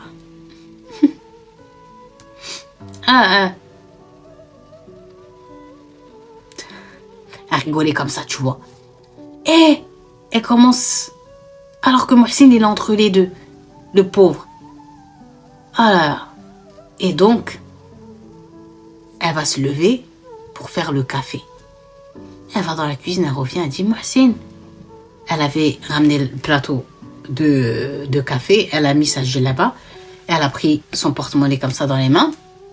Mohsin, je vais descendre vite fait, je vais aller jusqu'à la supérette, parce que la petite, il lui faut ça. Sauf que là, c'était l'île, c'était le soir. Mohsin lui a dit, ça va pas la tête, non? Tu vas pas toi, j'y vais moi. Fais-moi une liste de tout ce que tu as besoin, je vais aller te chercher ça tout de suite. Elle lui dit non, si tu vas maintenant. Il lui dit non, maintenant. Il pose la télécommande, il se lève, il va chercher sa veste, il lui ramène un stylo papier, elle écrit tac, tac, tac, la liste de courses. Elle lui donne et il part. Et Mohsin, il laisse en toute confiance, ça ne l'a même pas traversé l'esprit, tu vois. Bah, il laisse Naïma avec son meilleur pote. Donc une fois que Naïma et l'ami d'Italie, ils entendent plus les pieds dans les escaliers de l'immeuble de Mohsin et qu'ils voient par la fenêtre qu'il est sorti de l'immeuble et ça y est qu'il est en train de s'éloigner vers la supérette, le mec il va courir, il va s'asseoir comme ça en collant au maximum Naïma et lui dire waouh, je comprenais pas, j'essayais de le consoler il y a des années, quand t'étais parti, tu m'as fait le coup et tout. Mais je lui ai dit, ouais, il aime cette Naïma. j'ai au miette Naïma. Genre, en gros, même si Naïma, une, elle est partie, il y en aura 100 derrière elle de Naïma que tu peux retrouver et tout. Il me dit, non, toi, tu sais pas. Au-delà de son physique, les sentiments, les ci, les ça. Mais maintenant, je comprends. À peine t'es rentrée, j'ai vu, tu m'as sahar, il a dit, genre, tu m'as ensorcelé, tu m'as envoûté avec ta beauté. Et je vais être honnête. Elle lui dit quoi? Elle rigole. Et pouf. Il lui dit, tu sais quoi? Moi, je m'appelle Untel. Et je suis très, très, très, très, très, très riche. Là, je suis juste là pour affaires. J'ai énormément de biens. Ici, en Italie. J'ai même un chalet en Suisse. Andy. Le binga, genre, j'ai vraiment de l'argent. Et une belle femme comme toi, il lui faut un homme avec un grand H, un homme qui a les moyens, qui a un compte en banque, qui peut lui faire vivre. Toi, jusqu'ici, tu as eu une vie de princesse, mais toi, tu dois être une reine. Et cette vie de reine, tu l'auras jamais si tu restes avec moi. Voilà les amis qui trahissent là. Mohsin, il lui a passé l'argent, il a aidé à concrétiser ses rêves. Il a tout fait pour que son ami d'Italie s'en sorte. Son ami d'Italie, dites-vous qu'il avait des membres de sa famille qui ont le même sang que lui, qui avaient les moyens à la période où lui voulait partir en Italie, il voulait pas l'aider juste pour qu'il reste dans la merde, juste pour pas l'aider. Et il s'est tourné vers Mohsin et Mohsin, il lui a donné. Mohsin, même s'il n'était pas venu pour lui dire « je veux de l'argent », il lui aurait dit par exemple « je veux un rein », il lui aurait donné pas un, mais deux. Tellement que Mohsin, le pauvre, il a toujours été avec les gens avec un cœur blanc et droit. Voilà. Et parfois, d'être trop gentil, bah, ça mène à ça. C'est bien aussi un peu d'être gentil, d'être honnête, mais avoir une partie un peu qassah en soi. D'être un peu dur d'une certaine manière parce que ça éviterait bien des choses et vous allez voir avec la fin de cette histoire. Donc, il se colle. Comme je vous ai dit, Naïma, il commence à lui mettre des idées dans la tête et à descendre au maximum comme il peut Mohsin. Et lui dire, Mohsin, il est arrivé au plus haut niveau de sa vie. Là. Parce que quand sa mère va mourir, il va être un mini rentier. Quand sa mère va mourir, il va prendre l'appartement et il va peut-être le louer. Ça lui fera un petit loyer. Tu sais, ici, on est en plein cœur d'un quartier populaire. Et le loyer qu'il va te donner sera insignifiant. Il ne pourra pas t'apporter voyage, vêtements, moujoharat, des bijoux, des diamants, tout ce que une femme comme toi, de ta beauté, mérite. Et puis ta fille, elle mérite de grandir dans des écoles privées, dans un autre environnement. Tu mérites tout ça, tu mérites tout ça. Et moi, j'ai la capacité de t'apporter tout ça.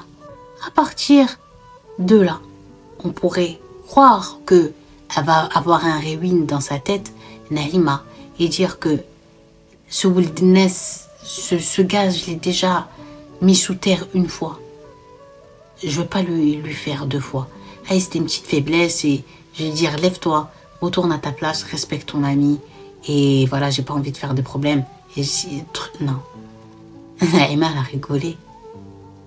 Et elle lui a dit, vraiment, t'as tout ça. Alors lui, il dit, moi j'ai ça, j'ai ça, j'ai ça. Je vais t'écrire. Si tu veux même une société carrément, juste accepte de devenir à moi, de devenir ma femme.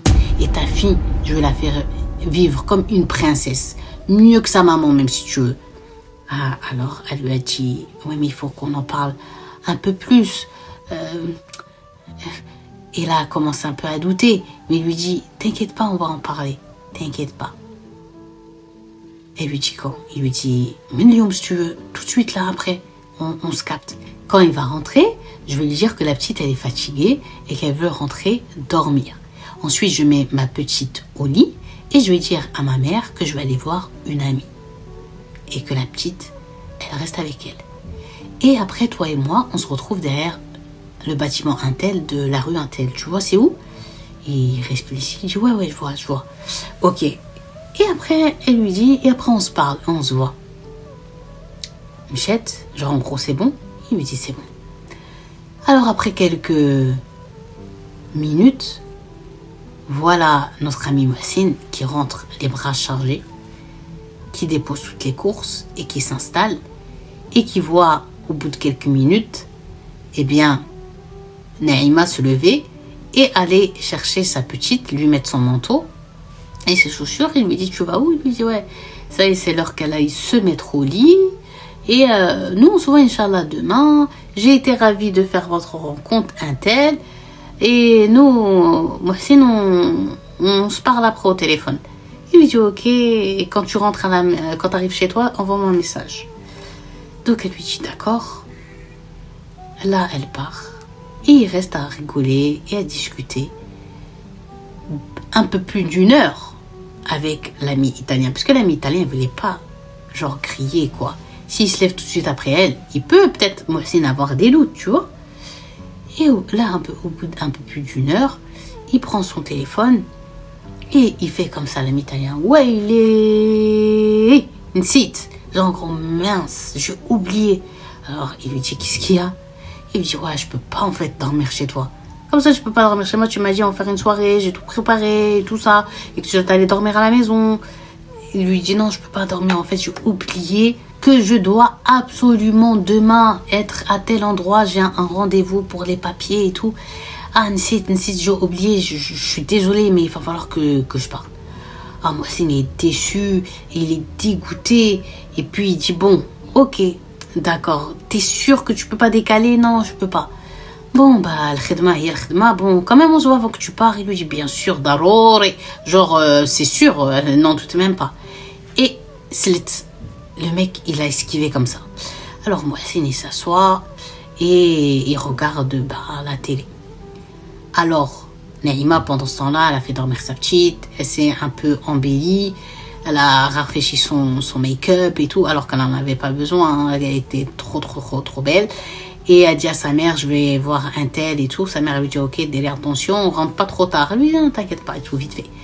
Elle descend et tout, et elle va à le point de rendez-vous qu'elle a donné au mec. Et au bout de quelques temps, le voilà apparaître. Et puis les deux, ils éclatent de rire. Elle lui dit, comment t'as fait pour genre esquiver de Mohsin? Il lui dit, ouais, je lui ai dit par rapport au travail, j'avais un truc à faire, j'avais oublié tout ça. Il était un peu déçu d'écouter, mais c'est pas grave. Moi, l'essentiel, je voulais juste être là. Quand t'es parti, je voulais directement te suivre, mais j'ai attendu une heure, tu sais, pour pas que on grille l'affaire et tout. Elle lui dit, ok et tout, maintenant on va faire quoi? Je nous rendez-vous.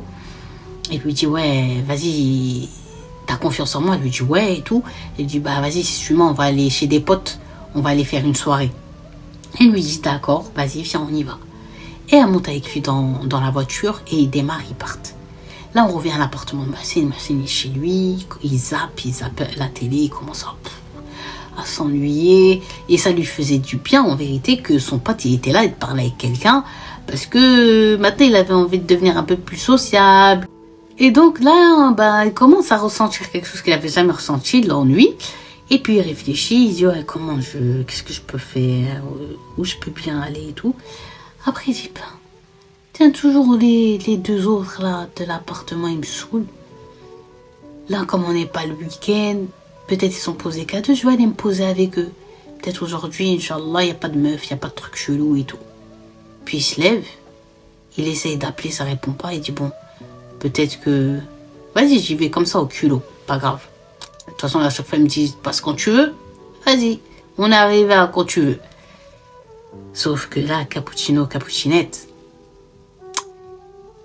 il va se rendre au même endroit où Naïma et son ami italien, ils sont en train de se rendre, en fait.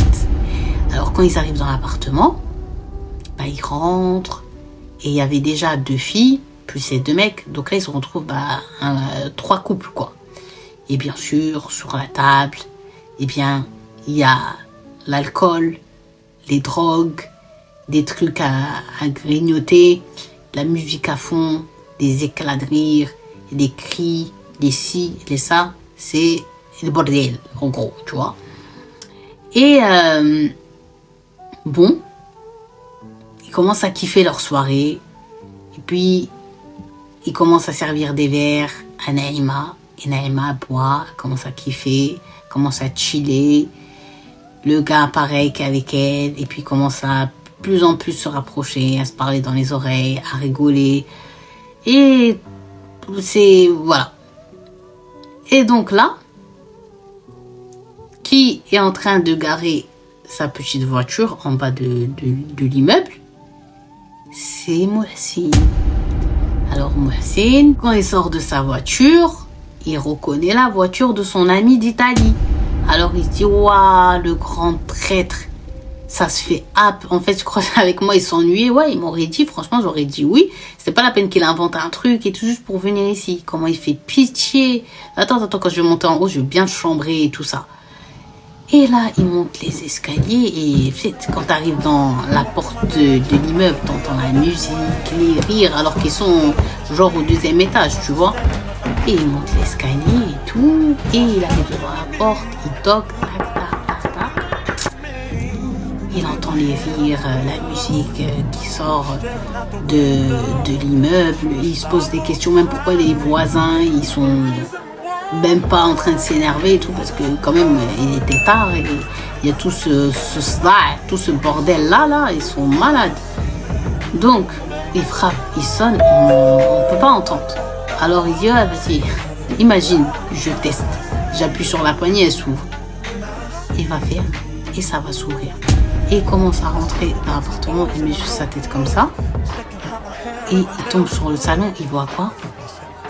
Il voit ses potes, il voit l'alcool et tout, mais surtout il voit Naïma qui est en train de s'embrasser goulûment avec son ami italien, son meilleur ami, son frère.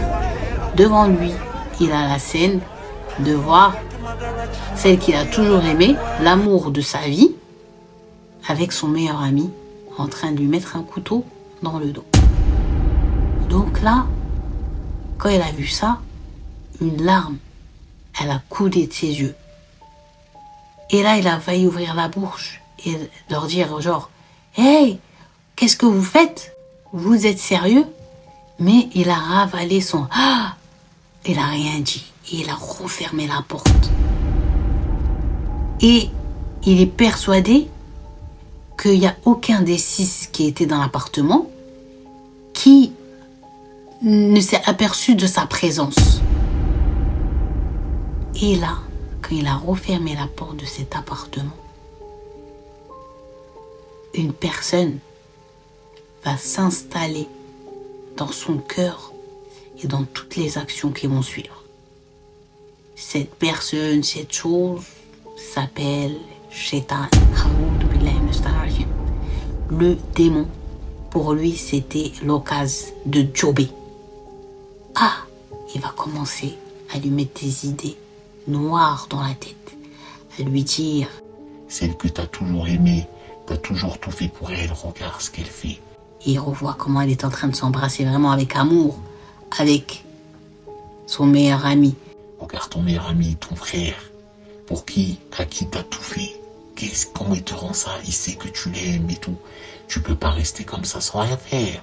Il faut que tu agisses. Il faut qu'on arrête de te marcher dessus. Il faut. Et là, ses yeux, ils deviennent rouges. Rouges. Il a plus la colère, là. Là, c'est la haine qui est en train de naître en lui. Et surtout la vengeance. La terreur, là, qui se met en lui. Et à partir de là, Mohsin, il va enterrer la version de lui-même, douce, gentille, mesurée, qui se précipite pas, et va naître à cet instant derrière cette porte de l'appartement, on va dire des problèmes là, va naître, un monstre. Donc là, il redescend discrètement. Il entend toujours derrière la porte les rires.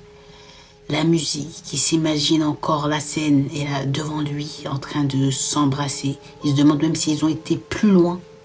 Car lui, avec elle, même s'ils étaient dans le même appartement, il ne s'est jamais passé de choses dites intimes. Jamais. Donc là, il prend sa voiture, il démarre, direction le port. Le port de pêche là. Il arrive, il n'y a que quelques pêcheurs, mais qui sont beaucoup plus occupés comme ça avec leur radio à chercher une station et les autres en train de recoudre leur filet. Et il va se glisser dans un des bateaux et prendre un jerrycan d'essence vide. De là, il quitte le port, il met le jerrycan dans son coffre et démarre direction une station-service. Il descend, il remplit le benzine avec l'essence ce jerrycan. Une fois que c'est fait, il remonte dans sa voiture et direction l'appartement de ses amis. Là où il y a Naïma et son meilleur ami italien. Il arrive.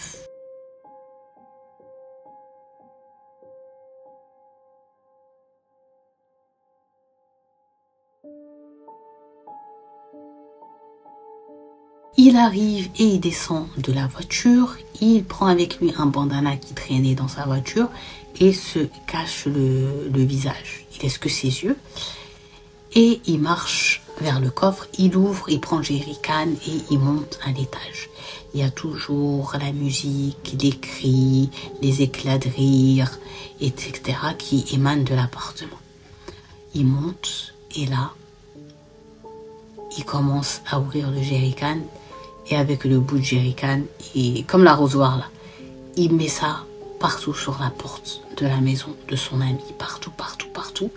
Et il fait en sorte, dites-vous, de voir de ses yeux que l'essence, c'est en train aussi de s'infiltrer à l'intérieur de l'appartement. Et une fois qu'il a tout vidé, il prend un briquet et tac, il le jette à côté de la porte. Donc directement, essence plus fire, ça fait un incendie. Donc le feu commence à manger la porte. Et la porte de l'appartement, elle est en khsheb, elle est en bois. Donc ça va, c'est rapide, tu vois. Donc là, il se met à côté, Mohsin, et il observe. Qu'est-ce qu'il attend comme ça, au lieu de s'enfuir tout de suite et tout? Il attend de vraiment être sûr de ne plus entendre leurs cris ni leurs rires. Donc là, ça rigole encore parce que à l'intérieur, ils se sont pas rendus compte qu'il y a du feu qui commence à venir dans l'appartement. Et il a fait aussi en sorte de bloquer la poignée pour qu'ils soient vraiment pris au piège, même s'ils arrivent à venir jusqu'à la porte, qu'ils ne puissent pas sortir de là-bas.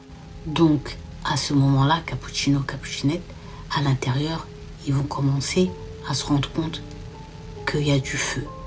Donc, ils vont commencer à paniquer. Sauf qu'ils sont tellement sous substance illicite et sous alcool qu'ils voient pas droit, quoi. Mais ils voient le feu, mais ils titubent, ils tombent, ils trébuchent. Et à l'intérieur de l'appartement, il y a des sedari, c'est-à-dire les canapés marocains, là. Il y a des sedaders, il y a des fauteuils, il y a les rideaux, et tout ça, le feu, ça grignote vite, quoi. Donc là, il commence à entendre crier. Et il a dit, il bouge pas. Il entend les cris des filles, les cris des garçons, et il bouge toujours pas. Là, il va se passer qu'au bout d'un moment, très vite, par contre, il va plus rien entendre. Donc, il va décider de partir. Mais les cris, là, quand même si les gens de l'immeuble, ils étaient habitués au sda', aux cris, et tout de ses voisins-là en particulier, leur bordel, ils en avaient l'habitude. Mais pour les voisins, en fait, c'était plus intense que ça ne devrait l'être. Et les gens, ils vont commencer à sentir le brûler. Donc, quand ils vont ouvrir leur porte d'appartement, ils vont trouver de la fumée et comprendre, en voyant la porte de la maison, de cet appartement-là, qu'il y a le feu. Donc, il y a encore des flammes. Et là, les gens, ils sont en panique et ils décident d'appeler les pompiers. Donc, les pompiers vont venir et ils vont commencer à vouloir éteindre le feu. Et pour rentrer dans l'appartement, parce qu'il y avait encore des flammes sur la porte de l'appartement. Là, Cappuccino, Cappuccinette, une fois que les pompiers vont finir par vaincre le feu et rentrer à l'intérieur de l'appartement. Ils vont tous être choqués et dire appeler la police. Parce qu'ils vont voir 6 corps étendus de 3 femmes et 3 hommes. Donc, les pompiers, les ambulanciers, la police maintenant ils sont sur place. Et on va ramasser le corps d'une femme qui était décédée et les 2 autres, elles sont encore en train d'être entre la vie et la mort. Parmi ces 2 autres femmes, il y a Naïma qui est entre la vie et la mort. Donc directement, on les ramène en urgence absolue à l'hôpital. Et concernant les 3 autres hommes, il y en a un aussi sur place qui est mort. Et les 2 autres sont, comme Naïma et l'autre jeune femme, en état d'urgence absolue. Celui qui est décédé, sur le coup, c'est l'ami de Mohsin, l'ami d'Italie. Donc, les 2 femmes, malgré que les médecins ont essayé de tout faire pour les sauver, vont décéder. Donc, Naïma n'est plus.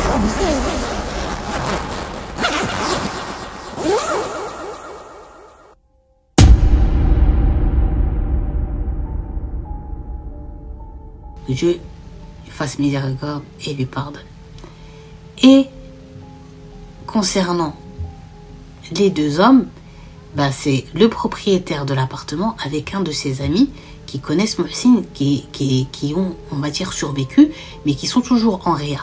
Et ils vont rester en réanimation soins intensifs durant 2 semaines. Ensuite, ils vont sortir de là, mais ils restent à l'hôpital en chambre. Mais physiquement, ces 2 personnes sont méconnaissables, tellement qu'elles ont été brûlées par le feu. Donc une fois que les policiers, ils ont de la part de l'hôpital confirmation que ces 2 personnes sont en vie et que maintenant elles peuvent parler, les policiers sont contents. Parce que comme ils ont eu eux, le diagnostic de cet incendie, les pompiers ils ont dit c'est pas un truc accidentel ça. Le départ de feu, il part de là et c'est de l'essence. Et ça part genre de derrière la porte. Alors les policiers, ils disent tout ça devient criminel. On doit chercher qui est l'assassin, qui est le meurtrier derrière ce drame horrible. Brûler des personnes vivantes comme ça, les prendre au piège, en plus piéger la porte. Qui a pu faire ça? Donc ils vont se rendre auprès du propriétaire de l'appartement. Salam alaikum atel, alaikum salam. Déjà il lui dit alhamdoulilah, al-salamtek, genre en gros, Dieu merci que tu sois encore vivant, c'est une épreuve et tout. Et là après ils vont commencer à parler. Écoute, le résultat c'est que c'est quelqu'un qui a voulu vous tuer. Il a réussi à en tuer une partie. Bon, vous c'était pas encore votre heure. Alors c'est simple, est-ce que tu as des ennemis? Alors ils l'ont dit, bah non, j'ai 0 ennemi, j'ai pas d'ennemis moi. J'ai des problèmes avec personne. Cet appartement, bon les voisins, je me suis déjà pris la tête avec eux, mais de là à ce que un d'eux fasse ça, jamais. Alors les policiers ils disent, alors on les a tous interrogés et il n'y a aucun d'eux voilà, qui a pu faire ça, qui a fait ça. Bon, ils vous supportez. Le pire qu'ils auraient pu faire, c'est faire une pétition pour que vous soyez expulsés. Et encore, ils l'ont même pas fait. Comme s'ils s'étaient habitués à votre star, à votre bordel. Mais maintenant, réfléchis. Alors l'homme, il essaye de réfléchir. Il est quand même s'il est sorti de Réa et tout, ben, il est fatigué. C'est éprouvant. C'est choquant. Et c'est grave. Il réfléchit, il dit, alors je vais vous raconter cette soirée.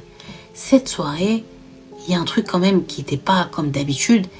Et qui nous a perturbés, c'est de voir quand même notre ami d'Italie venir avec Naïma à la maison.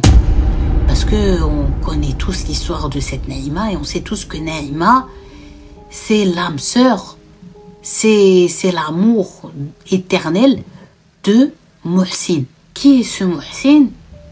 C'est pas dans les noms des défunts hommes qu'on a, non, c'est un ami à nous, mais ça m'a choqué parce que voilà, elle est censée être en couple avec le Mohsen et non avec notre ami d'Italie. Alors quand je les ai vus, bon, j'ai pas trop parlé, mais j'ai été quand même assez surpris et même assez choqué.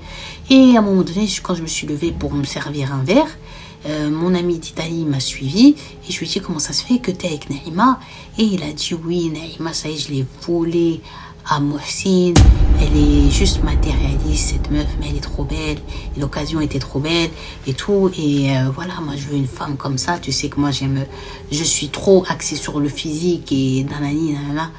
L'ami, il a dit non, ça le dérangeait pas, et même elle, voilà, elle sait qu'elle va mieux vivre avec moi qu'avec lui, et puis de toute façon, en vérité, de toi à moi, Mohsen c'est un raté. Alors lui, il avait dit qu'il n'avait pas répondu à ça, mais qu'il était grave choqué. Donc, voilà. Mais à un moment donné, 1 heure après leur arrivée, même pas, il a vu la porte de son appartement s'ouvrir. Il a vu quelqu'un regarder. Mais il était tellement sous alcool et sous substance qu'il n'a pas réussi à distinguer le visage de la personne. Mais s'il cherche à savoir s'il a des ennemis, si patati patata, il n'y a rien de tout ça. Au début, les policiers ne comprennent pas trop qu'est-ce que ce Mohsen vient faire. Donc, bref. Mais quand même, il dit. Ils se disant, on va rien perdre à aller l'interroger. Juste, on va aller pour lui demander où il était tel jour, à telle heure. Donc, le monsieur de l'appartement, l'ami de Mohsen, il va leur donner le nom de Mohsen, son prénom et où il travaille. Et il leur dit à cette heure-ci, vous allez avoir plus de chances de le trouver au port, sur un bateau, que chez lui. Ils ont dit ok, donc les policiers se dirigent vers le port en question. Ils arrivent, ils donnent le nom, ils demandent aux pêcheurs. Les pêcheurs, ils vont les guider vers le bateau dans lequel est Mohsen. Et ils vont trouver Mohsen qui est en train de coudre ses filets, mais son visage est fatigué, il est tout pâle, il a des cernes. Bref, voilà. Mohsen a-t-elle? Oui, c'est moi, venez s'il vous plaît. On se présente, on est de la police, on a quelques petites questions à vous poser. Le policier, dites-vous, ne va même pas finir de dire ça, que Mohsen, il va leur faire ça quand il descend du bateau. Genre en mode, passez-moi les menottes, arrêtez-moi. Un des policiers dit, mais on est juste venu vous poser des questions. Il a dit, vous êtes venu poser des questions, et vos questions, je vais y répondre une fois qu'on est au poste, pas ici. Donc là, les policiers, ils mettent les menottes, et qu'on commence à comprendre un peu que Mohsen, il va passer aux aveux. Une fois qu'ils sont au poste de police et qu'ils sont dans la salle d'interrogatoire, ils vont même pas avoir besoin de dire où étais-tu, qu'as-tu fait, es-tu responsable de ce qui s'est passé, puisque Mohsen va tout farrache. Il va tout poser sur la table. Et là, les policiers, ils vont juste lui dire pourquoi tu as fait ça. Il va donner la raison, il dit oui, parce que j'étais avec Naïma, voilà ce qui s'est déjà passé une première fois, je l'ai excusé, et une deuxième fois, elle a voulu me faire ça, et pas avec n'importe qui. Cette fois-ci, j'ai pas supporté. Elle a fait ça avec celui qui est censé être soi-disant mon meilleur ami. Et dites-vous que quelques heures avant, on était nous trois ensemble, en train de rigoler, et là, je me suis dit que ils se sont foutus de moi, chez moi. Ils devaient se regarder, j'ai pas dû faire attention et tout pour vouloir se retrouver ainsi, patati et patata. Et là, les policiers, ils sont choqués. Pourquoi, genre, t'es pas rentré, t'as pas tapé un scandale? Pourquoi les avoir tués parmi eux? Voilà, c'était eux les deux coupables. Il y avait d'autres innocents. Pourquoi avoir arraché ses vies? Pourquoi avoir ruiné la vie? Malgré que tes amis ils soient vivants, les deux autres, ils sont totalement défigurés. Ils vont avoir des soins énormes. Tatati, tatata. Et il a dit, il sait pas. Quand il a refermé la porte, le shaitan est venu et il a mis cette idée-là dans la tête. Donc là, ils m'ont fait, comme ils disaient que c'est le shaitan qui m'a dit, c'est le shaitan qui m'a dit, ils m'ont fait un diagnostic psychologique, mais les psychiatres, les psychologues et tout ont déterminé qu'il était totalement responsable de ses actes et lui-même va dire dans ses procès verbaux et tout que je suis responsable, je sais ce que j'ai fait. Mais l'idée, elle m'est pas venue comme ça, genre on me l'a mis dans la tête. Bref, une fois que le diagnostic, en tout cas psychiatrique, a déterminé qu'il était complètement lucide, que les médecins qui l'ont examiné, voilà, il était normal. Donc, il peut avoir un procès normal. Donc, pour les familles des personnes mortes, c'était un grand soulagement, même des blessés. Parce que Mohsin, il allait être puni.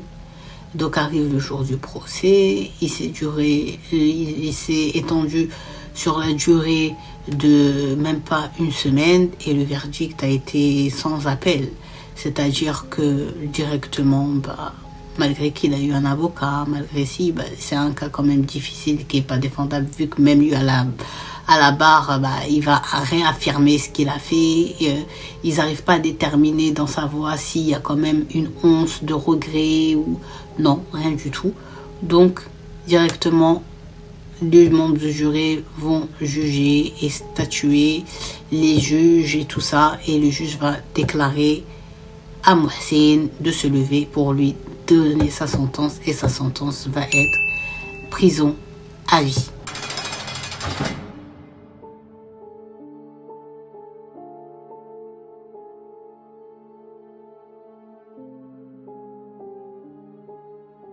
Donc, à la fin de cette affaire, le premier mari de British Man de Naïma va venir pour récupérer la petite parce que la grand-mère va le contacter, va lui expliquer ce qui s'est passé, que Naïma n'est plus et qu'elle a un certain âge et que voilà, si elle meurt, la petite, il faut pas qu'elle se retrouve seule, c'est mieux qu'elle soit avec lui. Donc il va venir chercher sa petite. La mère de Mohsin n'a pas supporté que son fils va passer toute sa vie en prison, voilà, sans possibilité de sortir un jour. Donc elle est tombée très vite malade, très gravement, et par la suite est morte. Voilà. Et tout le monde dans cette affaire, comme ils disent, tout le monde est grave perdant. C'est une affaire grave, c'est triste, c'est trahison, amour, c'est vraiment un combo. On aurait pu faire un bon roman policier, un bon arabesque, Hitchcock, Columbo, tout ce que vous voulez.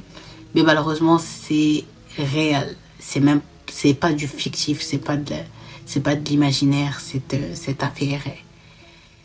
C'est trop triste, trop triste. Cette affaire, quand elle a eu lieu en 2008 et tout, elle a passionné le Cheb, le peuple marocain. Il y avait personne qui ratait cette affaire. Les gens, ils allaient au tribunal, ils voulaient pas rater. Le tribunal, les portes, normalement, elles doivent être fermées. Mais là, il y avait tellement foule que ils étaient obligés de laisser les portes ouvertes. Il y avait un grand silence parce que tout le monde voulait comprendre, savoir. Tout le monde était avec ses avis. Il y en a qui disaient « Ah, elle a mérité ». Il y en a d'autres, même si elle a fait ci et ça, personne ne mérite de mourir dans des circonstances pareilles. Imagine que c'est toi, imagine que c'est ta sœur, imagine que c'est ta fille, etc. Bref, ça a divisé aussi une partie de l'opinion publique. En tous les cas, cette histoire, elle a ramené que des pardons. C'est triste parce que on se dit que ça aurait pu être une histoire trop bien, un nouveau départ. Mais bon, l'histoire s'est passée ainsi. Moi, je voulais relater. Et là, quand je l'ai trouvée, j'ai dit non, je suis obligée de partager cette histoire avec vous. On est psychopathe ici, mais genre c'est une pipite parce que c'est les montagnes russes tout le long. Tout le long, à chaque fois, on se dit ah, alhamdoulilah. Ouh, ça s'arrange, et puis quand on pense que ça s'arrange, ça fait bim, badaboum, boum, boum. Ok? Donc voilà, Cappuccino, Cappuccinette, c'était l'histoire de, on va dire, l'amour impossible, l'amour du risque, je sais pas, de Mohsin et de Naïma.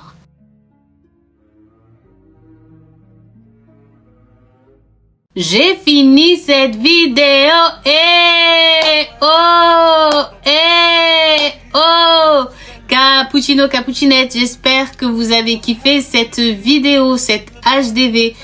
Vous vouliez tellement une HDV que il fallait que je vienne avec une histoire quand même qui va vous marquer, tu vois. Je peux pas venir avec une histoire où à la fin on se dit, ah, bof. Non, j'aime pas ça. Moi, j'aime bien quand vous êtes tous contents de repartir d'ici et de même pas voir quand c'est sur plusieurs heures que la vidéo dure ou juste minutes ou quelques minutes. Je veux vraiment que à chaque fois que quand c'est la fin, bah vous dites oh comme le truc là. Comment ça s'appelait? On a tout essayé? Non, c'est pas on a tout essayé. On demande qu'à rire là. Dites-moi c'est quoi l'émission là où il y a le petit machin là après il fait non c'est fini. Voilà, c'est comme ça. Moi, quand je recherche des histoires, je recherche vraiment des histoires d'abord moi, que ce soit de l'écoute ou de la lecture, mais il faut que moi en fait ça touche mon cœur. Et après quand je kiffe, je sais que vous allez kiffer. Et des histoires j'écoute, je dis non, ils vont pas aimer parce que moi j'aime pas. Ouais, on est accordés. Tous les gars, c'est une HDV qui mélange aussi un peu beaucoup même du crime. Mais voilà, c'est une histoire qui... Wow, c'est chaud. C'est grave. Il y en a, ils ont des histoires d'amour difficiles. Hein. Compliqué, des complicados. En tous les cas, si vous avez regardé cette vidéo jusqu'à la fin, écrivez-moi en commentaire. Écrivez-moi en commentaire de quel team vous êtes. HDV, sorcellerie, horreur paranormale ou crime. Voilà. En tous les cas, n'oubliez pas s'il vous plaît de vous abonner, de liker cette vidéo, de pas spoil s'il vous plaît en commentaire. Si vous voulez spoil, comme je vous l'ai dit, vous pouvez venir m'écrire sur Snap et voilà, j'aurai votre ressenti de l'histoire. Comme ça spoil pas pour les autres personnes qui vont peut-être pas forcément comme vous dès que ça sortit regarder la vidéo, mais sur plusieurs autres jours pour que voilà, ils tombent pas sur un spoil et que ça tue toute la dynamique de la vidéo et qu'ils aient plus envie de la regarder jusqu'à la fin. Et une fois que tout ceci est fait, ah non, je croyais que c'était dans mon intro en premier. Oubliez pas aussi, s'il vous plaît, eh bien, de vous abonner sur Snap, Insta, TikTok.